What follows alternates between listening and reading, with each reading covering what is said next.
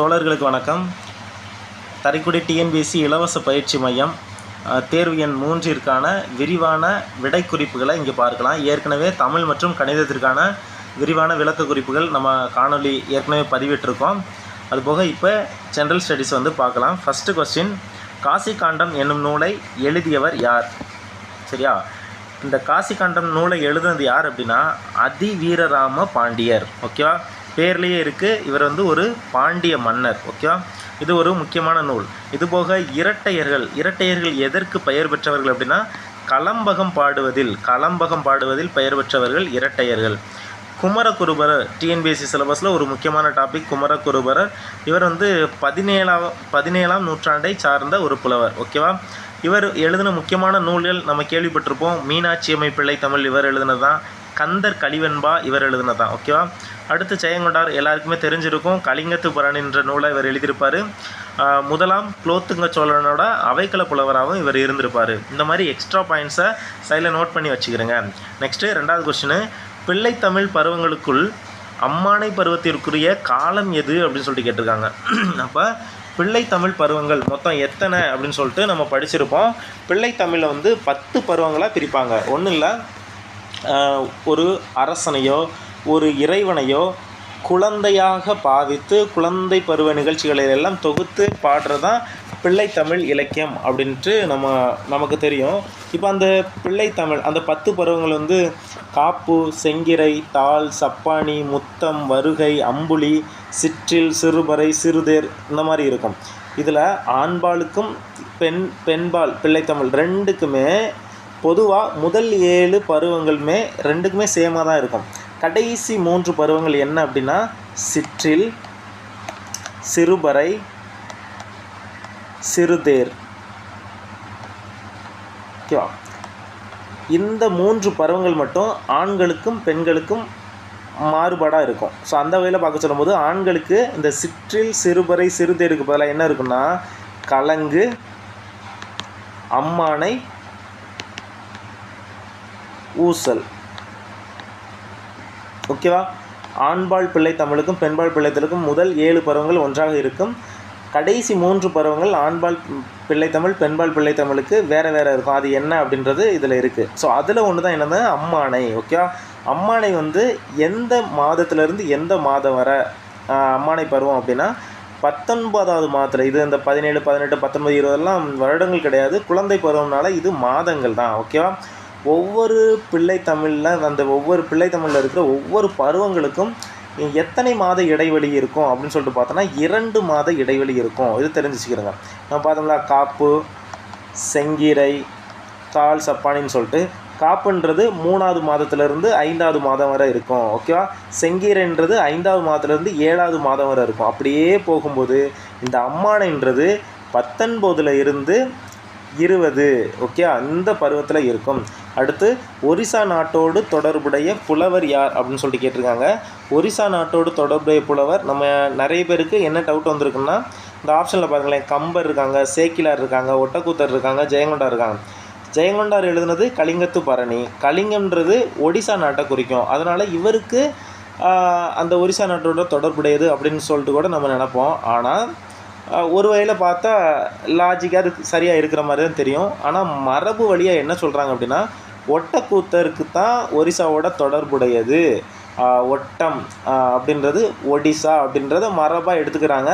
ஆனால் இது மரபு வழி வாய்மொழியாக தான் சொல்கிறாங்களே தவிர இலக்கிய வழியாக பதிவு செய்யப்பட்ட ஒரு உறுதியான தகவலாக இது இல்லை. சரியா, ஒரிசா நாட்டோட தொடர்புடைய புலவர் யாருன்னா ஒட்டக்கூத்தர் அப்படின்றது தெரிஞ்சு வச்சுக்கிறோங்க.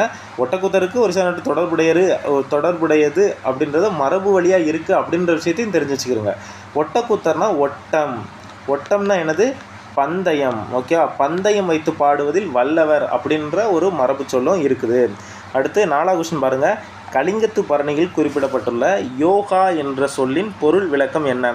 யோகானா உடற்பயிற்சி செய்தல், மந்திரங்கள் ஓதுதல் கிடையாது, வழிபடுதல் கிடையாது, மனதை ஒருமுகப்படுத்தல் இருக்கும். இந்த 2ல் எது பெஸ்ட் ஆப்ஷனாக இருக்குன்னு நல்லாவே யோசிச்சு பாருங்கள். மனதை ஒருமுகப்படுத்தல் முக்கியமானது, யோகாவோட ஒரு முக்கியமான ஒரு உடற்பயிற்சியாக இருக்கும். ஓகே, ஒரு செயல்முறையாக இருக்கும்.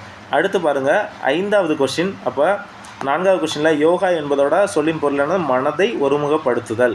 அடுத்து 5வது கொஸ்டின், கும்பேசர் குறவஞ்சி பாடியவர் யார்? இது வந்து புதுமையாக இருக்கலாம். இந்த கொஸ்டின்ஸ் வந்து அடிக்கடி நம்ம கேள்விப்படாத ஒரு கொஸ்டினாக கூட இருக்கலாம். கும்பேசர் குறவஞ்சி, இந்த கும்பேசர்ன்ற கோவில் எங்கே இருக்குது அப்படின்னா பேர்லேயே இருக்குது, கும்பகோணத்தில் இருக்குது அப்படின்ற விஷயத்தை தெரிஞ்சுக்கிறங்க. இதை எழுதுனது யார் அப்படின்னா பாபநாச முதலியார். ஓகேவா?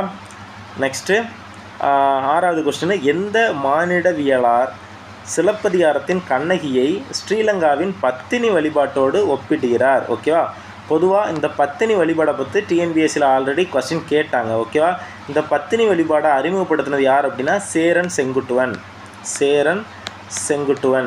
ஒரு சேர மன்னர் சேரன் செங்குட்டுவன்.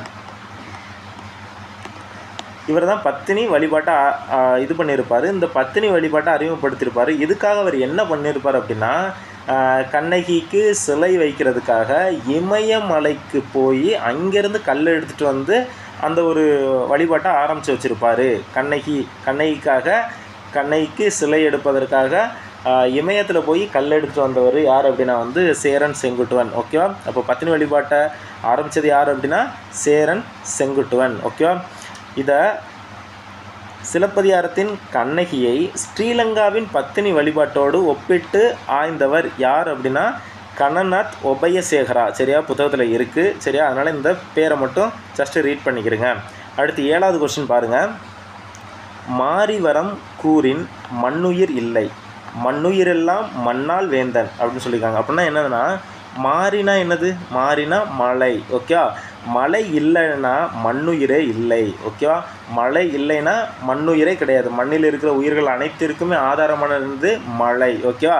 அப்போ இந்த மண்ணுயிருக்கு எப்படி மழைன்றது முக்கியமானதோ அதே மாதிரி மண்ணால்னா மண்ணை ஆளக்கூடிய வேந்தனுக்கு. ஓகே? மண்ணை ஆளக்கூடிய வேந்தன் தான் யாருக்கு முக்கியமானவர்? மண்ணுயிர்க்கெல்லாம். ஓகேவா? அப்போ ஒரு நாட்டோட தலைவனை, ஒரு நாட்டோட அரசன் எந்தளவுக்கு இம்பார்ட்டன் ஆனனோ அந்த மண்ணுயிருக்கு எப்படி மழை இம்பார்ட்டனோ அது மாதிரி இந்த மண்ணில் வாழக்கூடிய உயிர்களுக்கு யார் இம்பார்ட்டன் ஆனவர் அப்படின்னா அந்த மண்ணை ஆளக்கூடிய வேந்தன், அந்த அரசனை பற்றி அழகாக எடுத்துரைச்சிருக்காங்க. ஓகேவா? நாட்டை ஆளும் வேந்தனை பற்றி சொல்லியிருக்காங்க. ஓகேவா? இது யாருக்கு சொன்னது அப்படின்னு சொல்லிட்டு பார்க்க சொல்லும்போது மணிமேகலா தெய்வம் உதயகுமாரனுக்கு. இதை பார்த்தோன்னே தெரியுது இது எந்த காப்பியத்திலிருந்து பேசுகிறாங்க? மணிமேகலை காப்பியத்திலிருந்து இந்த கான்செப்ட் பேசுகிறாங்க. சிலப்பதிகாரத்தில் யாரை பற்றி பேசியிருப்பாங்கன்னா கோவலன் கண்ணகியை பற்றி பேசியிருப்பாங்க. இந்த கோவலன் வந்து மாதவின்றவங்க மேலே விருப்பப்பட்டு கோவலனும் மாதவியும் சேர்ந்த பின்னாடி அவங்களுக்கு பிறக்கிற பிள்ளை தான் வந்து மணிமேகலை. ஓகேவா? மணிமேகலை. ஸோ இந்த கதை அதனால தான் இது ரெண்டுமே இரட்டை காப்பியம் அப்படின்னு சொல்லிட்டு சொல்லுவோம். இதில் வர்ற முக்கியமான ஆட்கள் யாருன்னு சொல்லிட்டு பார்த்தோம்னா சுதமதின்றது யார் அப்படின்னா மணிமேகலையோட தோழி. ஓகேவா? உதயகுமாரன் யார் அப்படின்னா ஒரு சோழ இளவரசன். இந்த உதயகுமாரன் யாரை வந்து விரும்புவான் அப்படின்னா மணிமேகலையை விரும்புவான். ஓகேவா?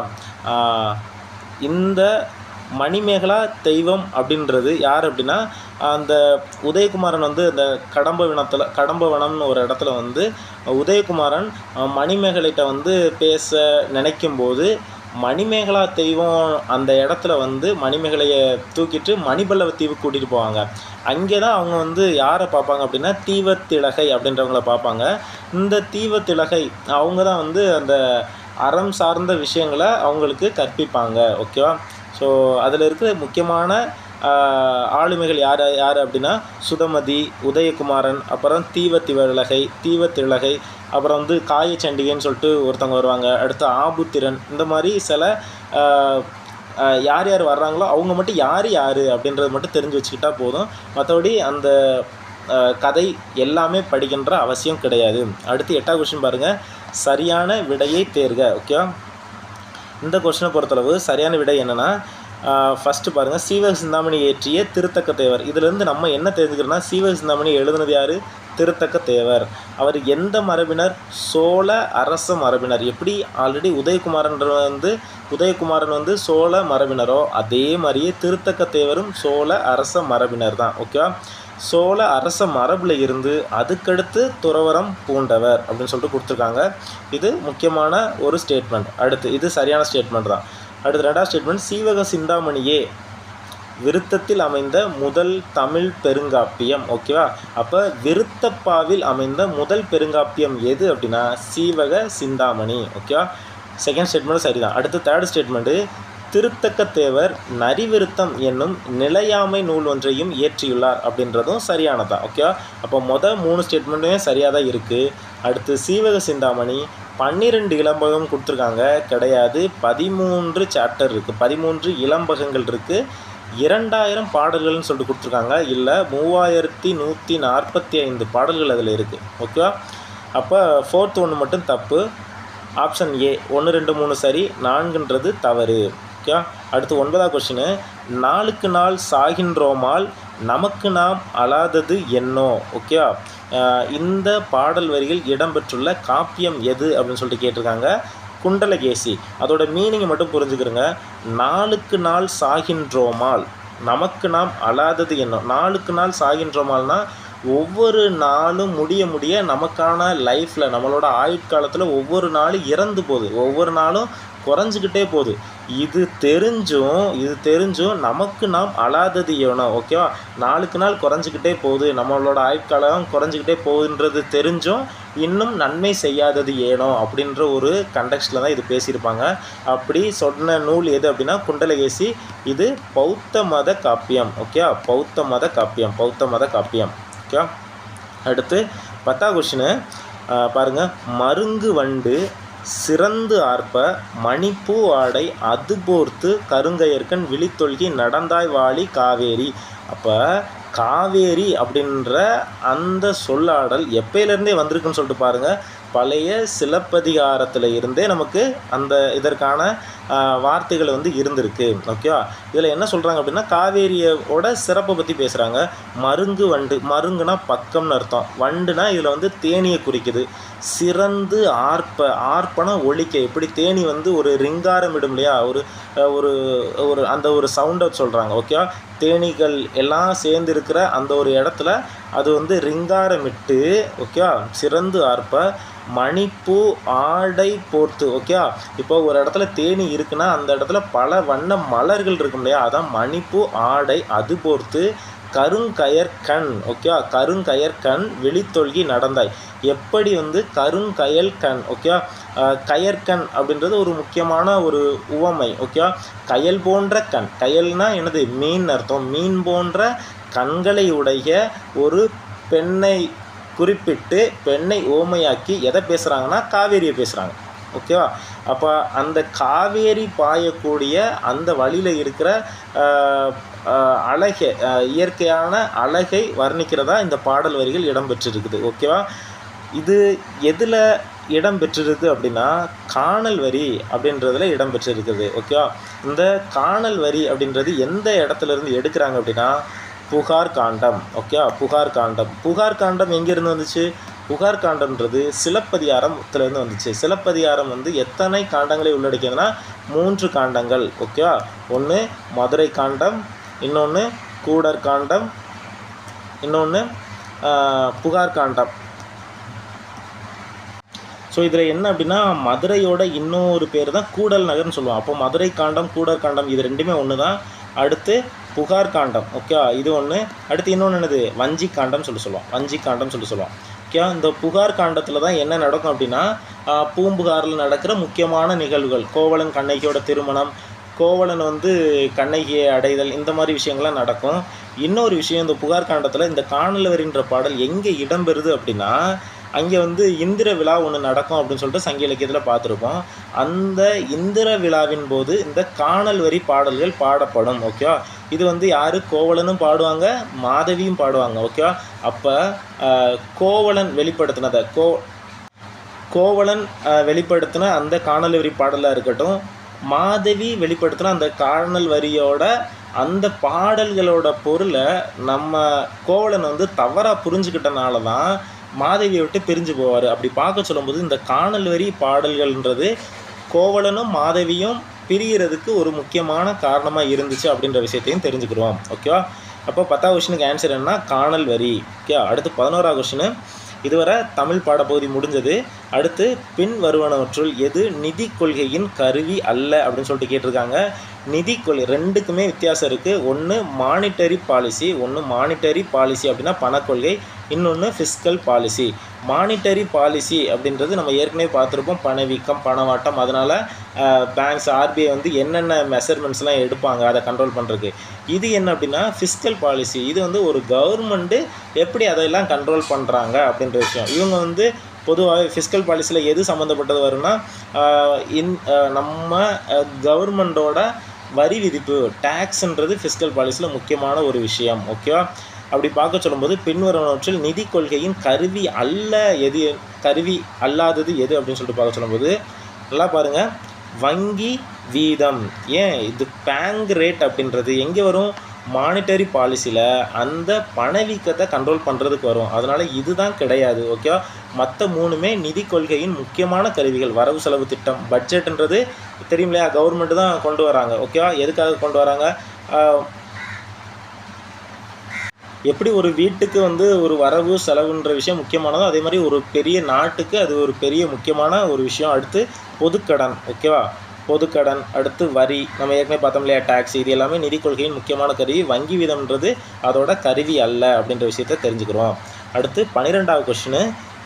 நிதி கூட்டாட்சி என்பதன் மிக முக்கியமான அம்சம் என்பது இதனை நடைமுறைக்கு கொண்டு வருவதாகும் அப்படின்னு சொல்லிட்டு கேட்டிருக்காங்க. நிதி கூட்டாட்சி. ஓகேவா?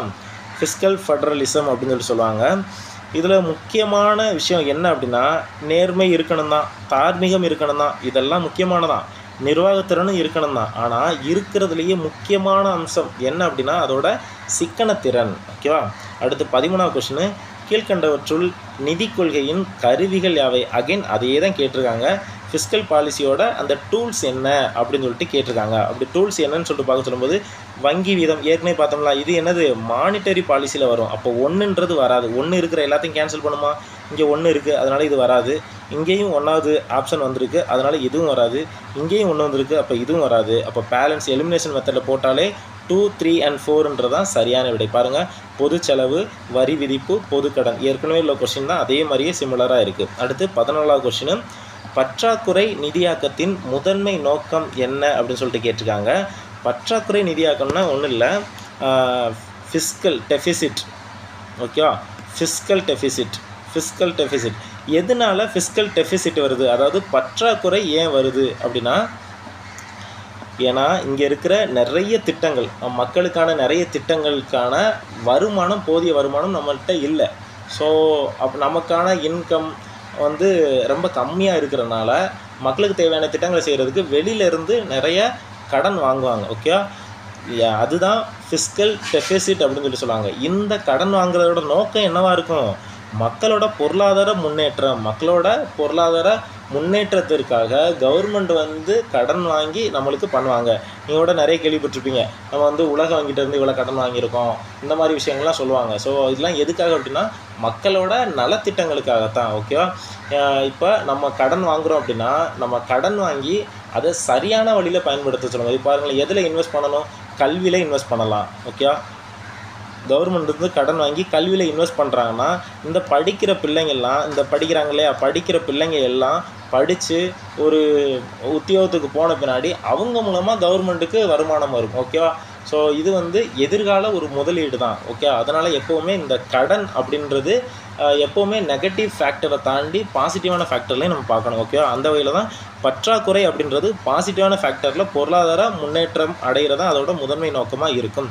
அடுத்து 15வது கொஸ்டின், அரசின் வருவாய் வரவு கணக்கில் சேராதது என்ன சொல்கிறாங்க அப்படின்னா, வருவாய் வரவு, இது இங்கிலீஷில் என்ன சொல்லுவாங்கன்னா ரெவன்யூ ரிசிப்ட் அப்படின்னு சொல்லுவாங்க. Revenue receipt. Okay, revenue receipt இதை 2 வகையில் பிரிக்கலாம். என்ன அப்படின்னா, ஒன்று ரெவன்யூ ரிசிப்ட், இன்னொன்று வந்து capital receipt. Okay, capital receipt. Revenue ரிசிப்ட்ன்றது என்ன அப்படின்னா நமக்கான வருவாய். எப்படி வருவாய்னா அது ரெக்கரிங்காக இருக்கணும், தொடர்ந்து நடக்கக்கூடியதான், தொடர்ந்து கவர்மெண்ட்டுக்கு வரக்கூடிய அந்த வருமானங்கள். எது தொடர்ந்து வரும்னா நமக்கான டேக்ஸ் வந்து வந்துக்கிட்டே இருக்கும். ஓகேவா? நமக்கான டேக்ஸ் வந்து தொடர்ந்து வந்துக்கிட்டே இருக்குமா? இது எல்லாமே ரெவன்யூ ரிசிப்டில் தான் வரும். ஓகேவா? இப்போ பாருங்களேன், ரெவன்யூ ரிசிப்டில் அப்போ எது எது வரும்ன்ட்டு ஃபஸ்ட்டு பார்ப்போம். வட்டி என்ன அப்படின்னா வந்து இன்கேஸ் வந்து ஒரு கவர்மெண்ட் வந்து கடன் இப்போ ஆர்பிஐ வந்து பேங்குக்கு கடன் கொடுத்துருக்காங்க. பேங்க் வந்து ரெக்கரிங்காக தொடர்ந்து வட்டி கொடுத்துக்கிட்டே இருப்பாங்க இல்லையா, அது எதில் தான் வரும்? தொடர்ச்சியாக வரனால ரெவன்யூ ரிசிப்டில் தான் வரும். அடுத்து அதற்கான லாபமும் ஈவும் எந்த ஒரு விஷயத்துலையும் இருக்கிற அந்த ப்ராஃபிட் இருக்கு இல்லையா, அது தொடர்ந்து வந்துச்சு அப்படின்னா அதுவும் ரெவன்யூ ரிசிப்டில் தான் வரும். அடுத்து பாருங்களேன், சொத்திலிருந்து கிடைக்கிற வாரம்னா ஒரு வட்டின்றதான் வாரம் சொல்லுவாங்க. ஏதாவது ஒரு சொத்திலிருந்து தொடர்ந்து வரக்கூடிய லாபம் எல்லாமே எதில் தான் வரும்? ரெவன்யூ ரிசிப்டில் தான் வரும். கடன்களை திரும்ப பெறுதல், நல்லா பாருங்களேன். இப்போ ஒரு மாநில அரசு மத்திய அரசிட்ட ஒரு கடன் வாங்கியிருக்காங்க, ஒரு பல்காக ஒரு 100 கோடி வாங்கியிருக்காங்க. 100 கோடி வாங்கியிருக்காங்க அப்படின்னா அந்த 100 கோடிக்கான வட்டின்றது எதில் போகும்? ரெவன்யூ ரிசிப்டில். ஏன்னா அந்த வட்டி தொடர்ந்து வந்துகிட்டே இருக்கும். ஆனால் அந்த கடனையே நம்ம எத்தனை வருஷத்துக்கு வாங்கியிருப்போம்? 10 வருஷத்துக்கோ 20 வருஷத்துக்கோ 50 வருஷத்துக்கோ வாங்கியிருப்போம். ஓகேவா? அப்போ இது வந்து ஒரு மூலதனத்துக்காண்டி வாங்கியிருப்போம். அதனால தான் என்னது? Capital receipt. அப்போ இதனால கேபிட்டல் ரிசிப்டில் ஒரு பெரிய அசெட் வந்து உருவாகணும், இல்லைனா வந்து அசெட் வந்து நம்ம கையை விட்டு போகணும். அதுதான் வந்து கேபிட்டல் ரிசிப்ட்னு சொல்கிறாங்க. அப்போ பாருங்களேன், ஒரு பெரிய கடன் 100 கோடி திருப்பி கொடுக்குறாங்களா, அப்போ இவங்களுக்கான ஒரு அசெட்டுன்றது உருவாகுதா? ஸோ அப்படி பார்க்க சொல்லும்போது இது வந்து மூலதன செலவுகளில் வரும். ஓகே, அப்போ இந்த கொடுக்கப்பட்ட ஆப்ஷனில் சி ஆப்ஷன்றது வருவாய் வரவில் வராது, மாறாக மூலதன வரவில் வரும். ஓகே, தெரிஞ்சு வச்சுக்கிறேன். அப்போ தொடர்ந்து வரக்கூடிய அந்த வரவு எல்லாமே ரெவன்யூ ரிசிப்டில் இருக்கும். ஒரு அசட்டை உருவாக்குனாலோ ஒரு அசட்டை வந்து நம்ம கையை விட்டு போனாலோ அது எது கீழே வரும்? கேபிட்டல் ரிசிப்டில் வரும். ஓகே, அடுத்து 16வது கொஸ்டின், பின்வரும் வகையை பொறுத்துக அப்படின்னு சொல்லிட்டு கொடுத்துருக்காங்க. இதில் கீழே ஆப்ஷன் வந்து அந்த ஏபிசிடியில் இருந்தாலும் டேரெக்டாக பொறுத்திடுவோம். பாருங்கள், நிதி கொள்கை ஃபிஸ்கல் பாலிசியில் முக்கியமானது என்னது? வரி விதிப்பு. ஓகேவா? அடுத்து பணவியல் கொள்கையில் முக்கியமானது என்னது? ரொக்க இருப்பு வீதம். இது பார்த்தோம்னா repo rate, reverse repo rate, இது எல்லாமே மானிட்டரி பாலிசியில் ஒரு முக்கியமான ஒரு விஷயம். அடுத்து ஆர்பிஐயோட முக்கியமான விஷயம் என்னது? நாணயத்தாள்களின் வெளியீடு. ஓகேவா? அடுத்து கடன் கட்டுப்பாடு, கடன் விநியோகம், இது எல்லாமே ஈஸியாக பொருத்தக்கூடியதாக தான் இருக்குது. ஓகேவா? அடுத்து 17வது கொஸ்டின், பற்றாக்குறை நிதியாக்கம். ஏற்கனவே பார்த்துட்டோம். ஃபிஸ்கல் டெஃபிசிட், இதோட விளைவு என்ன அப்படின்னா நம்மளோட பண அளிப்பை அதிகரிக்கணும். மக்கள் கையில் வந்து பணப்புழக்கத்தை அதிகரிக்கணும் அப்படின்னா நிறைய பணம் நம்ம கையில் வரணும் அப்படின்னா அதற்காக நம்ம ஸ்டார்டிங்லேயே பார்த்த மாதிரி நிறைய கடன் வாங்கி மக்களோட முக்கியமான விஷயங்களுக்கு அவங்க செலவிடுவாங்க. இதனால பண அளிப்பு வந்து அதிகரிக்கும். ஓகே, அப்போ இதிலேருந்து என்ன தெரியுது அப்படின்னா ஒரு பற்றாக்குறை நிதியாக்கம், பேரை வச்சு மட்டும் பார்க்கக்கூடாது, அதை புரிஞ்சு பார்க்கணும். ஒரு பற்றாக்குறை நிதியாக்கத்தோட முக்கியமான விளைவு என்னென்னா ஏற்கனவே பார்த்தோம், பொருளாதார முன்னேற்றம் அப்படின்றத ஒரு கொஸ்டினில் பார்த்தோம். இந்த பாருங்கள், பற்றாக்குறை நிதியாக்கத்தின் முதன்மை நோக்கம் பொருளாதார முன்னேற்றம். எப்போ பொருளாதாரம் முன்னேறும்? மக்கள் கையில் அதிகமாக பணப்புழக்கம் இருக்கணும். ஓகேவா? பணப்புழக்கம் இருக்கணும். ஓகேவா? அது ஒரு குறிப்பிட்ட அளவை தாண்டி போகக்கூடாது. அதனால தான் அதை கண்ட்ரோல் பண்ணுறதுக்கு நிறைய டூல்ஸ் எல்லாம் இருக்குது. அப்போ பண அளிப்பு அதிகரிப்பு அப்படின்றது அதோட விளைவாக இருக்கும். ஓகேவா? அடுத்து 18வது கொஸ்டின், மூலதன சந்தை நீண்ட கால நிதி கருவிகளுடன் தொடர்புடையது, பணச்சந்தை குறுகிய கால நிதி கருவிகளுடன் தொடர்புடையது அப்படின்னு சொல்லிட்டு கொடுத்துருக்காங்க. இது என்ன அப்படின்னு புரியலன்னா சிம்பிளான விஷயம், ஏற்கனவே நம்ம எப்படி ரெவன்யூ ரிசிப்ட் கேபிட்டல் ரிசிப்ட்னு பார்த்தோமோ அதே மாதிரியே இது என்ன அப்படின்னா மணி மார்க்கெட் கேபிட்டல் மார்க்கெட்னு ஒரு விஷயம் இருக்குது. Okay, money market capital market. இது என்ன அப்படின்னா இப்போ ஒரு மத்திய அரசுக்கோ மாநில அரசுக்கோ பணம் தேவைப்படுதுன்னா ஃபஸ்ட்டு அவங்க எங்கே போவாங்க? அதிகபட்சம் வந்து நம்ம ஆர்பிஐட்ட போய் கடன் கேட்பாங்க. ஓகேவா? ஸோ இதை தாண்டி ஆர்பிஐட்ட மட்டும்தான் அவங்க வாங்க முடியுமானா கிடையாது. அதை தாண்டி நிறைய அமைப்புகள் இருக்குது. அதுதான் என்னென்னா மணி மார்க்கெட் கேபிட்டல் மார்க்கெட். ஓகேவா?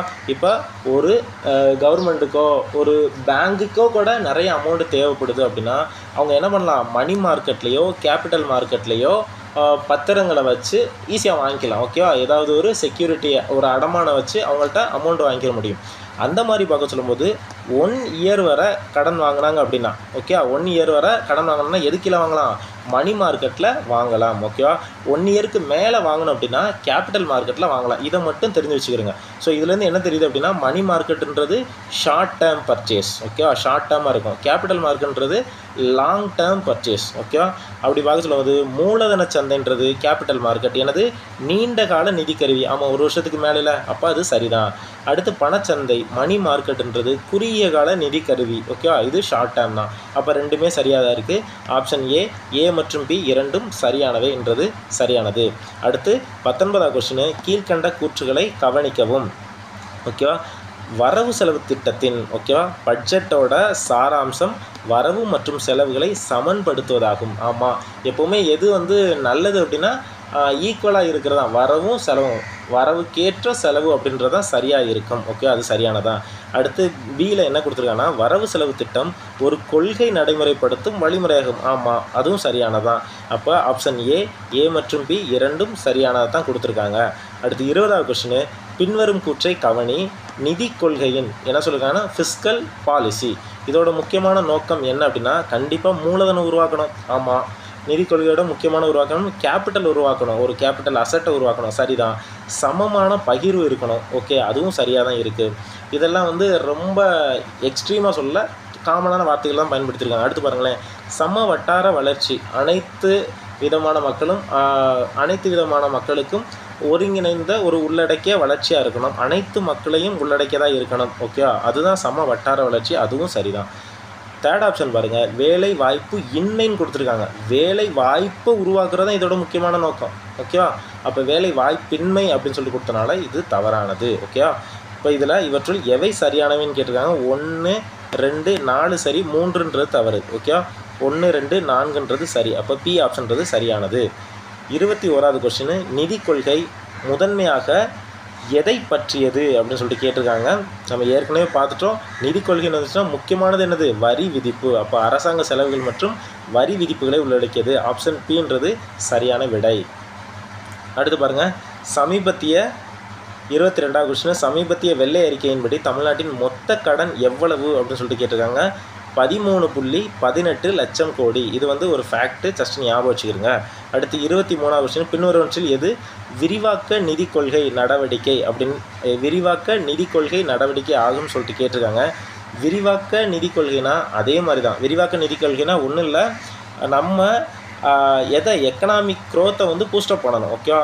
விரிவாக்க நிதி கொள்கை முக்கியமாக எதுக்கு பயன்படுத்துகிறாங்க அப்படின்னா நம்மளோட எக்கனாமிக் க்ரோத்தை பூஸ்டப் பண்ணணும், என்க்ரீஸ் பண்ணணும். அப்படின்னா நம்ம முக்கியமாக என்ன பண்ணணும்? அரசாங்க செலவினங்கள் அதிகரிக்கும். ஓகே, முக்கியமானது என்ன அப்படின்னா அரசாங்க செலவினங்கள் அதிகரிக்கும். ஆமாம், இப்போ மக்கள் இப்போ கொரோனா டைம்லாம் தெரியும். அந்த டயத்தில் ஏன் அவ்வளோ டவுனாக போனோம் அப்படின்னா எந்த ஒரு பொருளாதார நடவடிக்கைகளுமே அந்த டயத்தில் நடைபெறாமல் இருந்துச்சு. ஒரு எக்ஸ்போர்ட்டோ ஒரு இம்போர்ட்டோ எதுவுமே இல்லாமல் இருந்துச்சு. ஓகேவா? ஸோ அந்த டயத்தில் என்ன பண்ணாங்கன்னா அரசாங்கம் தன்னுடைய செலவினங்களை அதிகரித்து தான் தன்னோட விரிவாக்க நிதி கொள்கையை பயன்படுத்தி தான் அந்த ஒரு பேரிடர்லேருந்து மீண்டு வர வச்சாங்க. ஓகேவா? ஸோ அந்த கண்டெக்ஸ்ட்டை பார்க்க சொல்லும்போது பின்வருவற்றில் எது விரிவாக்க நிதி கொள்கைன்னு சொல்லிட்டு பார்த்தோம்னா அரசாங்க செலவினங்களை அதிகரிப்பது. அரசாங்க செலவினங்களை அதிகரித்து மக்கள் கையில் அதிக பணப்புழக்கம் இருக்கும். அதனால் பொருளுக்கான தேவை அதிகரிக்கும். இதனால் பொருட்களோட விற்பனை, அதாவது ஜிஎஸ்டி இருக்கு இல்லையா, ஜிஎஸ்டியில் குட்ஸ் அண்ட் சர்வீஸ் அதிகரிக்கும். உற்பத்தி அதிகரிக்கும். பொருட்கள் மற்றும் அதற்கான சேவை இது எல்லாமே அதிகரிச்சு அப்படின்னா ஜிஎஸ்டியோட வருமானம் அதிகரிக்கும். இதனால் என்னாகும் அப்படின்னா எக்கனாமிக் க்ரோத் பூஸ்டப் ஆகும். இதனால் கடைசியாக என்னாகும் அப்படின்னா எம்ப்ளாய்மெண்ட் க்ரியேட் பண்ணுற ஒரு ஆப்பர்ச்சுனிட்டி இருக்கும். ஓகேவா? அப்போ பின்வருவற்றில் எது விரிவாக்க நிதி கொள்கை நடவடிக்கைனா அரசாங்க செலவினங்களை அதிகரிப்பது. ஓகேவா? அடுத்து 24வது கொஸ்டின், வருவாய் பற்றாக்குறையிலிருந்து மூலதன சொத்துக்கள் உருவாக்குவதற்காக வழங்கப்படும் மானியங்களை கழித்தால் கிடைப்பது. ஒரு விஷயம் தெளிவாக தெரிஞ்சுக்கிறோங்க. அந்த கான்செப்டை புரிஞ்சுக்கிட்டோம் அப்படின்னா நம்ம ஈஸியாக ஆன்சர் எடுக்க முடியும். வருவாய் பற்றாக்குறைனா என்ன அப்படின்னா நமக்கே தெரியும். எப்போ நமக்கு பற்றாக்குறை அதிகமாக இருக்கும் அப்படின்னா நம்ம செலவு வரவை விட அதிகமாக இருக்குது சொல்லுங்கள். பாருங்களேன், இதுக்கு ஒரு சின்ன ஃபார்முலாவே இருக்குது. Revenue deficit. ஓகேவா, ஆர்டி அப்படின்னா ரெவன்யூ டெஃபிசிட். இதோட ஃபார்முலா என்னென்னா revenue expenditure minus revenue receipt. அப்படின்னா ரெவன்யூ எக்ஸ்பெண்டிச்சர்னால் செலவு, ஓகே, மைனஸ் ரிசிப்ட்னா வரவு. அப்போ இதுலேருந்து என்ன தெரியுதா, வரவை விட செலவு அதிகமாக இருந்தால் தான் என்ன வரும், ரெவன்யூ டெஃபிசிட். அதுதான் என்னது, வருவாய் பற்றாக்குறை. இப்போ என்ன சொல்கிறாங்கன்னா, இந்த வருவாய் பற்றாக்குறையிலிருந்து மூலதன சொத்துக்கள் உருவாக்குவதற்காக செலவு செஞ்சு, இப்போ கவர்மெண்ட் வந்து நிறைய செலவு பண்ணியிருப்பாங்க. ஆனால் இந்த செலவில் இப்போ பாருங்களேன், ஒரு மருத்துவக் கல்லூரி ஆரம்பிக்கிறதுக்காக மக்களோட இலவசமாக அரசாங்க மருத்துவமனைகளை உருவாக்குவதற்காக நிறைய செலவு பண்ணியிருப்பாங்களா? இப்போ நான் ஏற்கனவே சொன்னேன், ஒரு அசட்டை உருவாக்குறாங்க அப்படின்னா அது எது கீழே வரும், மூலதனத்துக்கு கீழே வருமா, அதுதான் மூலதன சொத்துக்கள். அப்போ இதுலேருந்து என்ன சொல்கிறாங்கன்னா, இந்த மாதிரி மூலதன சொத்துக்கள், அதாவது ஹாஸ்பிட்டலு, ஸ்கூல்ஸு, இதெல்லாம் உருவாக்குவதற்காக வழங்கப்படும் மானியங்கள் இருக்கு இல்லையா, இந்த மானியங்களும் எது கீழே தான் கொடுத்துருப்போம், நம்மளோட செலவு கீழே தான் கொடுத்துருப்போம். ஆனால் இது எல்லாமே நன்மை பயக்கக்கூடிய ஒரு ஒன்றா, ஓகே. அதனால் இதை நம்ம செலவு அப்படின்னு எடுக்கலாமா, எடுக்கக்கூடாது இல்லையா. செலவு அப்படின்ட்டு எடுக்கலாமானா உண்மையான செலவுன்னு எடுக்க முடியாது. ஏன்னா இது வந்து ஒரு மூலதனம் தான், இதனால் நிறைய மக்கள் பயன்பட போகிறாங்க. அதனால் இந்த செலவுகளை, இந்த ஸ்கூலு ஹாஸ்பிட்டல் கட்டுறதுக்கு நம்ம செலவிட்டோம் இல்லையா, அந்த மூலதன சொத்துக்கள் உருவாக்குவதற்காக வழங்கப்படும் மானியங்களை இதில் மைனஸ் பண்ணிட்டோம் அப்படின்னா மீதி இருக்கிறது தான் என்னதான், பயனுள்ள வருவாய் பற்றாக்குறை. ஓகே, நான் சொன்னது தெளிவாக புரிஞ்சிருக்குன்னு நினைக்கிறேன். ஓகே, ஏன்னா இதை இந்த ஸ்கூல் காலேஜ் கட்டுறாங்களே, இதையும் வந்து ஒரு செலவா அப்படின்ற கன்சிடர் பண்ணக்கூடாது. ஓகேவா, அதை கழிச்சிட்டோம் அப்படின்னா மீதி இருக்கிறதா என்னது, பயனுள்ள வருவாய் பற்றாக்குறை அப்படின்ற விஷயத்தை தெரிஞ்சுக்கிறேங்க. அப்போ 24க்கு ஆப்ஷன் பின்றது சரியான விடை. அடுத்து 25வது கொஸ்டின், இந்தியாவில் நிதி கொள்கையை வகுக்கும் பொறுப்பு எந்த அமைப்பிற்கு உள்ளது? ஓகேவா, இது ஆப்வியஸாக நம்ம எல்லாருக்கும் தெரிஞ்சதான், நிதி அமைச்சகத்துக்கு. ஓகேவா, நிதி கொள்கையை வகுக்கும் பொறுப்பு எந்த அமைப்பிற்கு உள்ளதுன்னா நிதி அமைச்சகம். அடுத்து 25வது கொஸ்டின் பார்த்துட்டோம். 26வது கொஸ்டின், சரியான இணையை தேர்ந்தெடுக்க. Article 265, article 266, article 267. Okay, article 265 எதை பற்றி பேசுது அப்படின்னா, சட்டத்தின் அனுமதி இல்லாமல் வரி விதிக்கவோ வசூலிக்கவோ கூடாது. ஓகேவா, இது சரியானதான். அப்போ எந்த ஒரு வரி விதிக்கனாலும் அது சட்டத்தின் அனுமதியோடு தான் நடக்கணும். பார்லிமெண்ட்டில் ஓட்டெடுப்பு நடத்தி தான் அது நடக்கும். ஓகேவா, அடுத்து 266, 267 இது வந்து அப்படியே மாற்றி கொடுத்துருக்காங்க. 266 அப்படின்றது கன்சாலிடேட் ஃபண்ட் ஆஃப் இந்தியா. ஓகேவா, அது பொது கணக்கு நிதி. 267 எதை பற்றி பேசுகிறாங்கன்னா அவசர கால நிதி. ஓகே, கான்டிஜென்சி ஃபண்டை பற்றி பேசுகிறாங்க. ஓகே, இது மாறி இருக்குது. இந்த ஆர்டிக்கல் எதை பற்றி பேசுது அப்படின்ற விஷயத்தை மட்டும் தெரிஞ்சுக்கிட்டால் போதும். இப்போ இதற்கான ஆன்சர் என்ன அப்படின்னா 1 மட்டும் சரியானது, 2, 3 தவறானது. ஓகேவா, அடுத்து சரியான கூற்று அவசர கால நிதி அப்படின்னா கண்டிஜென்சி ஃபண்டு யார்கிட்ட இருக்கும் அப்படின்னா நம்ம பிரசிடெண்ட்டை இருக்கும். ஓகேவா, அவசர கால தேவையின் போது பாராளுமன்ற அனுமதி பெறாமல் குடியரசுத் தலைவர் செலவிட அதிகாரம் உள்ளது. ஆமாம், இப்போ ஏதாவது ஒரு பேரிடர் வந்துருச்சு அப்படின்னா அந்த டயத்தில் நம்ம பார்லிமெண்ட்டை கூட்டிகிட்டு எதுவுமே பண்ணிகிட்ருக்க முடியாது. ஸோ அந்த டயத்தில் பாராளுமன்ற அனுமதி பெறாமலே குடியரசுத் தலைவர் செலவிட அதிகாரம் உள்ளதுன்றது சரியானது தான். அடுத்து இந்த நிதியை, 2வது ஆப்ஷன் பாருங்கள், இந்த நிதியை குடியரசுத் தலைவர் சார்பாக நிதி அமைச்சர் பராமரிக்கின்றார். கிடையவே கிடையாது, நிதி அமைச்சர் இது பராமரிக்க மாட்டாங்க. யார் தான் பராமரிப்பாங்க, நிதி அமைச்சகம். ஓகேவா, நிதி அமைச்சகம் தான் பராமரிக்கும், தனிப்பட்ட முறையில் நிதி அமைச்சர் பராமரிக்க மாட்டார். 2வது ஆப்ஷன் தப்பு. அடுத்து 3வது ஆப்ஷன் பாருங்கள், குடியரசுத் தலைவரை போன்று ஆளுநருக்கும் மாநில அவசர கால நிதியில் அதிகாரம் இல்லைன்னு கொடுத்துருக்காங்க. கிடையவே கிடையாது. எப்படி குடியரசுத் தலைவர் அங்கே என்ன ரோல் ப்ளே பண்ணுறாரோ அதே விஷயம் இங்கே ஆளுநருக்குமே உண்டு. அப்போ மாநிலத்தில் இருக்கிற அவசர கால நிதின்றது ஆளுநர் பராமரிக்க அதிகாரம் உண்டு. ஓகே, இப்போ 3rd ஆப்ஷன் வந்து தவறாக கொடுத்துருக்காங்க. இந்த கொஸ்டினை பொறுத்தளவு சரியான கூற்று எதுன்னு கேட்டிருக்காங்க. 1 மட்டும்தான் சரி, அது டி ஆப்ஷனில் இருக்குது. ஓகேவா, அடுத்து 28வது கொஸ்டின், எத்தனை இணைகள் சரியானவைன்னு சொல்லிட்டு கேட்டிருக்காங்க. இதுக்கு சரியான விடை என்ன அப்படின்னா 2 இணைகள் சரியானது. எந்தெந்த இணைகள்னு சொல்லிட்டு பார்ப்போம். ஃபஸ்ட்டு சரியானது பார்ப்போம், அடுத்து தவறானது, ஏன் தவறானது அப்படின்றத பார்க்கலாம். இதில் பார்த்தோம்னா 2வது ஆப்ஷன் கொடுத்துருக்காங்க இல்லையா, ஆர்டிக்கல் 269 எதை பற்றி பேசுகிறாங்கன்னா மத்திய அரசால் விதிக்கப்பட்டு மத்திய அரசால் வசூலிக்கப்பட்டு. அப்போ வரி விதிக்கிறதும் அவங்க தான், வசூலிக்கிறதும் அவங்க தான். அது யாருக்கு ஒதுக்கி கொடுக்குறாங்க? மாநிலங்களுக்கு ஒதுக்கி கொடுக்குறாங்க அப்படின்றது சரியானது தான். ஓகேவா? அதே மாதிரி 4th ஆப்ஷனில் ஆர்டிக்கல் 275 முக்கியமான ஒரு ஆர்டிக்கல். ஓகேவா? மத்திய அரசால் சில மாநிலங்களுக்கு வழங்கப்படும் மானியம். ஓகேவா? சில மாநிலங்களுக்கு மானியம் கொடுக்குறாங்க இல்லையா? ஸோ இதெல்லாம் எது கீழே கொடுக்குறாங்கன்னா ஆர்டிக்கல் 275 கீழே. அப்போ 2, 4 மட்டும்தான் சரியாக இருக்குது. 268 ஆர்டிக்கல் 268 என்ன தப்பு இருக்குன்னா, வரி விதிக்கிறதுக்கான அதிகாரம் மத்திய அரசுகிட்ட இருக்கும், அதை வசூலிக்கிறதுக்கான அதிகாரம் மாநில அரசுகிட்ட இருக்கும். இங்கே பாருங்கள், மத்திய மாநில அரசால் விதிக்கப்பட்டுன்னு கொடுத்துருக்காங்க. அதுவே தப்பு. ஏன்னா மத்திய அரசு மட்டும்தான் விதிக்கும் அந்த ஆர்டிக்கல் 268 கீழே வரக்கூடிய அந்த வரிகளை. ஓகேவா? அதை வசூலிக்கிறது யாருன்னா மாநில அரசு. ஓகேவா? அப்போ இது ரெண்டையும் சேர்த்து கொடுத்தனால 268 தப்பு. ஓகேவா? அடுத்து ஆர்டிக்கல் 270 என்ன தவறு இருக்குன்னா, ஆர்டிக்கல் 270ன்றது மத்திய அரசால் விதிக்கப்பட்டு மத்திய அரசே வசூலிக்கும். ஓகேவா? பாருங்களேன், மத்திய அரசால் விதிக்கப்பட்டு மாநில அரசால் வசூலிக்கப்படும் சொல்கிறாங்க. இது தப்பு. மாநில அரசு கிடையாது, இது யூனியன் கவர்மெண்ட் தான். ஓகேவா? சென்ட்ரல் கவர்மெண்ட் தான் வசூலிக்கும். அப்போ 2, 4 சரியாக இருக்குது, 1, 3 தவறாக இருக்குது. இப்போ இதில் 2 இணைகள் சரியானது. ஆப்ஷன் பின்றது சரி. அடுத்து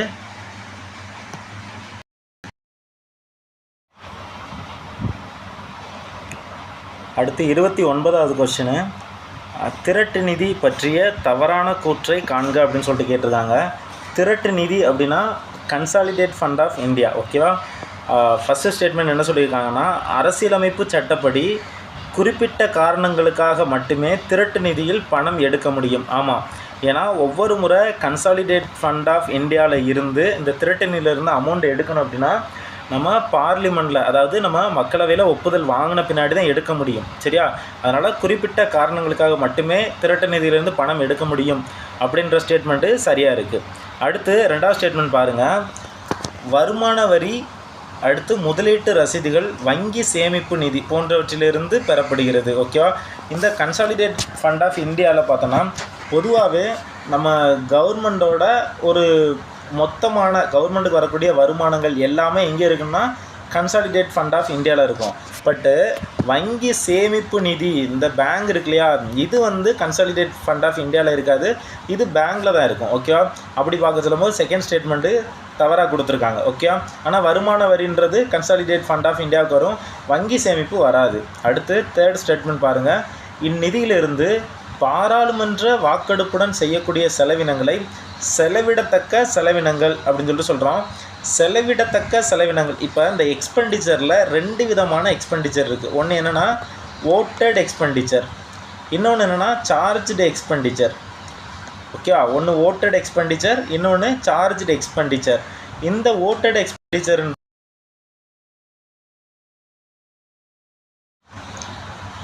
லோக்சபாவில் அனுமதி வாங்கணும். ஓகேவா? அதுதான் ஓட்டட் எக்ஸ்பெண்டிச்சர் அப்படின்னு சொல்லிட்டு சொல்லுவோம். ஓகேவா? அப்படி பார்க்க சொல்லும்போது இந்த சார்ஜ்டு எக்ஸ்பெண்டிச்சர் இருக்கியா, இதுக்கு வந்து பாராளுமன்றத்தில், அதாவது லோக்சபாவில் அனுமதி வாங்கணும்னு அவசியம் இல்லை. நம்ம நிறைய கேள்விப்பட்டிருப்போம், இந்த சார்ஜ்டு எக்ஸ்பெண்டிச்சர் இருக்கு இல்லையா, இதில் இருந்து தான் நம்ம குடியரசுத் தலைவராக இருக்கட்டும், துணை குடியரசுத் தலைவராக இருக்கட்டும், சீஃப் ஜஸ்டிஸ் ஆஃப் இந்தியாவாக இருக்கட்டும், இந்த மாதிரி முக்கியமான பதவிகளில் இருக்கிற அந்த அரசியலமைப்பு சட்டப்படி நிறுவப்பட்டிருக்கிற அந்த பதவிகளுக்கு சேலரி எல்லாம் எங்கேருந்து கொடுப்பாங்கன்னா சார்ஜ்டு எக்ஸ்பெண்டிச்சரில் தான் கொடுப்பாங்க. சரியா? அதுக்கு வந்து ஓட் பண்ணுவாங்கன்னா கண்டிப்பாக மக்களவையில் ஓட் பண்ண மாட்டாங்க. ஓகேவா? அதுலேருந்து டேரெக்டாக போகும். ஆனால் ஓட்டட் எக்ஸ்பெண்டிச்சரில் கண்டிப்பாக ஓட் பண்ணி தான் எடுக்கணும் அப்படின்னு சொல்லிட்டு நம்மளுக்கு ஆர்டிக்கல்லே இருக்குது. ஓகேவா? அந்த வகையில் பார்க்க சொல்லும்போது 3rd ஸ்டேட்மெண்ட் பாராளுமன்ற வாக்கெடுப்புடன் செய்யக்கூடிய செலவினங்களை செலவிடத்தக்க செலவினங்கள் என்று சொல்கிறோம் அப்படின்னு சொல்லிட்டு சொல்லியிருக்காங்க. அது தவறு. சரியா? பாராளுமன்ற வாக்கெடுப்பு கிடையாது. வாக்கெடுப்புன்னு சொல்லிட்டு பார்த்தோன்னா அதில் யார் இருப்பாங்க அப்படின்னா லோக்சபா தான் இருப்பாங்க. ஓகேவா? பொதுவாகவே நம்ம பார்த்துருப்போம் மணி சம்மந்தப்பட்ட விஷயங்கள். இப்போ மணி பில் எல்லாத்துக்குமே யாருக்கு தான் அதிகாரம் இருக்குது, லோக்சபாவுக்கு தான் அதிகாரம் இருக்குது. அப்படி பார்க்க சொல்லும்போது 3rd ஸ்டேட்மெண்ட் வந்து தவறாக தான் இருக்குது. அப்போ 2nd ஸ்டேட்மெண்ட்டு தவறு, 3rd ஸ்டேட்மெண்ட்டும் தவறாக இருக்குது. கொஸ்டினில் என்ன சொல்லியிருக்காங்கன்னா தவறான கூற்று தான் கேட்டிருக்காங்க. ஆப்ஷன் டீன்றது சரியான விடை.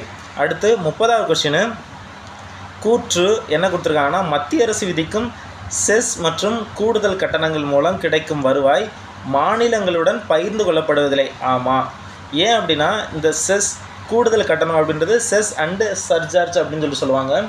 இது என்ன ஒரு குறிப்பிட்ட விஷயங்களுக்காக, இப்போ எக்ஸாம்பிளுக்கு பார்த்தோன்னா கல்வி மற்றும் சுகாதாரத்துக்காக ஒரு 4% வந்து செஸ் வந்து இப்போ போடுறாங்க. இப்போ கரண்டில் சுகாதாரத்துக்காக ஒரு 4%.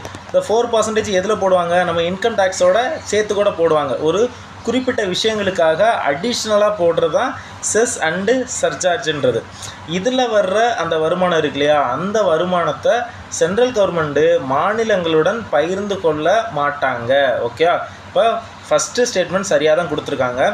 காரணம், இவை குறிப்பிட்ட சில காரணங்களுக்காக தற்காலிகமாகவோ அல்லது சிறப்பு நோக்கங்களுக்காக மட்டுமே விதிக்கப்படுகின்றது சரியானதான். ஓகேவா, இது பெர்மனெண்ட்டாக கிடையாது. சில டைம் ஒரு குறிப்பிட்ட விஷயங்களுக்காக பண்ணுறது தான் இது. ஓகே, அப்படி பார்க்க சொல்லும்போது ரெண்டுமே சரியாக இருக்குது. ஆப்ஷன் ஏ மற்றும் ஆர் சரி. ஆர் வந்து சரியான விளக்கம். ஓகேவா, அடுத்து 31வது கொஸ்டின், முக்கியமான கொஸ்டின். ஜிஎஸ்டி கவுன்சில் சரியானவை என்ன அப்படின்னு சொல்லிட்டு கேட்டிருக்காங்க. ஜிஎஸ்டி கவுன்சிலை பற்றி ஆர்டிக்கல் எந்த ஆர்டிக்கலில் பேசுகிறாங்கன்னா 279A பேசுகிறாங்க. இது எப்போ நடைமுறைக்கு வந்துச்சு, 1 ஜூலை 2017. ஓகேவா, இப்போ தான் அது நடைமுறைக்கு வந்துச்சு. பாருங்கள், ஃபஸ்ட்டு ஸ்டேட்மெண்ட் 2016ஆம் ஆண்டு 101வது சட்ட திருத்தத்தின்படி, இது எல்லாமே ஃபேக்ட். 2016 101வது சட்ட திருத்தம் ஆர்டிகல் 279A இதன் கீழ் அமைக்கப்பட்டது அப்படின்றது சரியானது. அடுத்து செகண்ட் ஸ்டேட்மெண்ட்டில் இதோட தலைவர் குடியரசுத் தலைவர்னு கொடுத்துருக்காங்க. குடியரசுத் தலைவர் கிடையாது, நிதி அமைச்சர். ஓகேவா, நிதி அமைச்சர் தான். அடுத்து தேர்ட் ஸ்டேட்மெண்ட் பாருங்கள், எந்த ஒரு தீர்மானம் நிறைவேற்றப்பட வேண்டுமானால் 2/3 பங்கு பெரும்பான்மை வாக்குகள் தேவைன்னு கொடுத்துருக்காங்க. பொதுவாகவே இந்த ஜிஎஸ்டி கவுன்சில் இருக்கு இல்லையா, இந்த ஜிஎஸ்டி கவுன்சிலில் யார் யார் இருப்பாங்கன்னா யூனியன் கவர்மெண்ட்லேருந்து இருப்பாங்க, அதுபோக ஸ்டேட் கவர்மெண்ட்டில் இருந்தும் இருப்பாங்க. ஓகேவா, அப்படி பார்க்க சொல்லும்போது யாருக்கு அதிக பெரும்பான்மை அப்படின்னு சொல்லிட்டு பார்க்க சொல்லும்போது யூனியன் கவர்மெண்ட்டுக்கு என்ன மெஜாரிட்டினா 1/3. ஓகேவா, அவங்களோட பங்கு 1/3. ஓகேவா, ஸ்டேட்டோட பங்கு 2/3. ஓகேவா, அப்போ இருக்கிறதுலையே யாருக்கு அதிக வாக்குகள் இருக்கும் அப்படின்னு சொல்லிட்டு பார்த்தோன்னா மாநிலங்களுக்கு தான். ஓகேவா, யூனியனுக்கு பார்த்தோன்னா 33% தான் இருக்கும். இங்கே பார்த்தோன்னா 66%, 67% இருக்கும். ஏன்னா ஸ்டேட்டு அவங்களோட வாய்ஸ் தான் இங்கே அதிகமாக இருக்கும். ஓகேவா, அப்படி பார்க்க சொல்லும்போது இங்கே தீர்மானம் நிறைவேற்றப்பட 2/3 பங்கு பெரும்பான்மை வாக்குகள் தேவைன்னு கொடுத்துருக்காங்க. இங்கே 2/3 இல்லை, 3/4ன்றது தெரிஞ்சு வச்சுக்கிறோங்க. ஓகே, எந்த ரேஷியோவில் இருக்கணும், 4ல் 3 பங்கு வாக்குகள் பெற்று பெரும்பான்மை பெற்றால் மட்டுமே அந்த தீர்மானம் நிறைவேறும். அடுத்து இது ஒரு சட்ட ரீதியான அமைப்பு அப்படின்னு சொல்லிட்டு கொடுத்துருக்காங்க. இது ஸ்டாச்சுட்டரி அப்படின்னா இது ஸ்டாச்சுட்டரி கிடையாது, ஆல்ரெடி பார்த்துட்டோம். இது கான்ஸ்டிடியூஷனில் இருக்கிறதுனால இது ஒரு கான்ஸ்டியூஷனல் பாடி, அரசியல் அமைப்பு சார்ந்த ஒரு அமைப்பு. இது சட்ட ரீதியான அமைப்பு இல்லை, அரசியலமைப்பு சார்ந்த அமைப்பு. ஓகேவா, அப்போ இந்த ஸ்டேட்மெண்ட்டு தப்பு. அப்படி பார்க்க சொல்லும்போது நம்மளுக்கு மொதல் ஸ்டேட்மெண்ட் மட்டும் சரியாக கொடுத்துருக்காங்க, மீதி 3மே தவறாக கொடுத்துருக்காங்க. இதில் சரியானவை என்ன அப்படின்னா ஆப்ஷன் சி 1 மட்டும் சரி.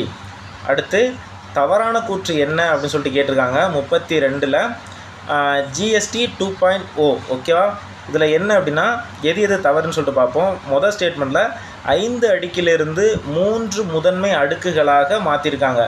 முன்னாடி 5 அடுக்கு இருந்துச்சு, இப்போ 5%, 18%, 40% இந்த மாதிரி மாற்றிருக்காங்க. ஓகேவா, எதை எடுத்துட்டாங்க, ஒரு 12% இதுக்கு முன்னாடி இருந்துச்சு, அதை எடுத்துட்டாங்க. 28% இருந்துச்சு, இதை எடுத்துட்டாங்க. ஓகே, இதெல்லாம் எடுத்துகிட்டு இப்போ இந்த 3% வரி விதிப்பு மட்டும்தான் இருக்குது. ஓகேவா, அடுத்து பாருங்கள் செகண்ட் ஸ்டேட்மெண்ட்டு. அப்போ மொதல் ஸ்டேட்மெண்ட்டு சரியானது.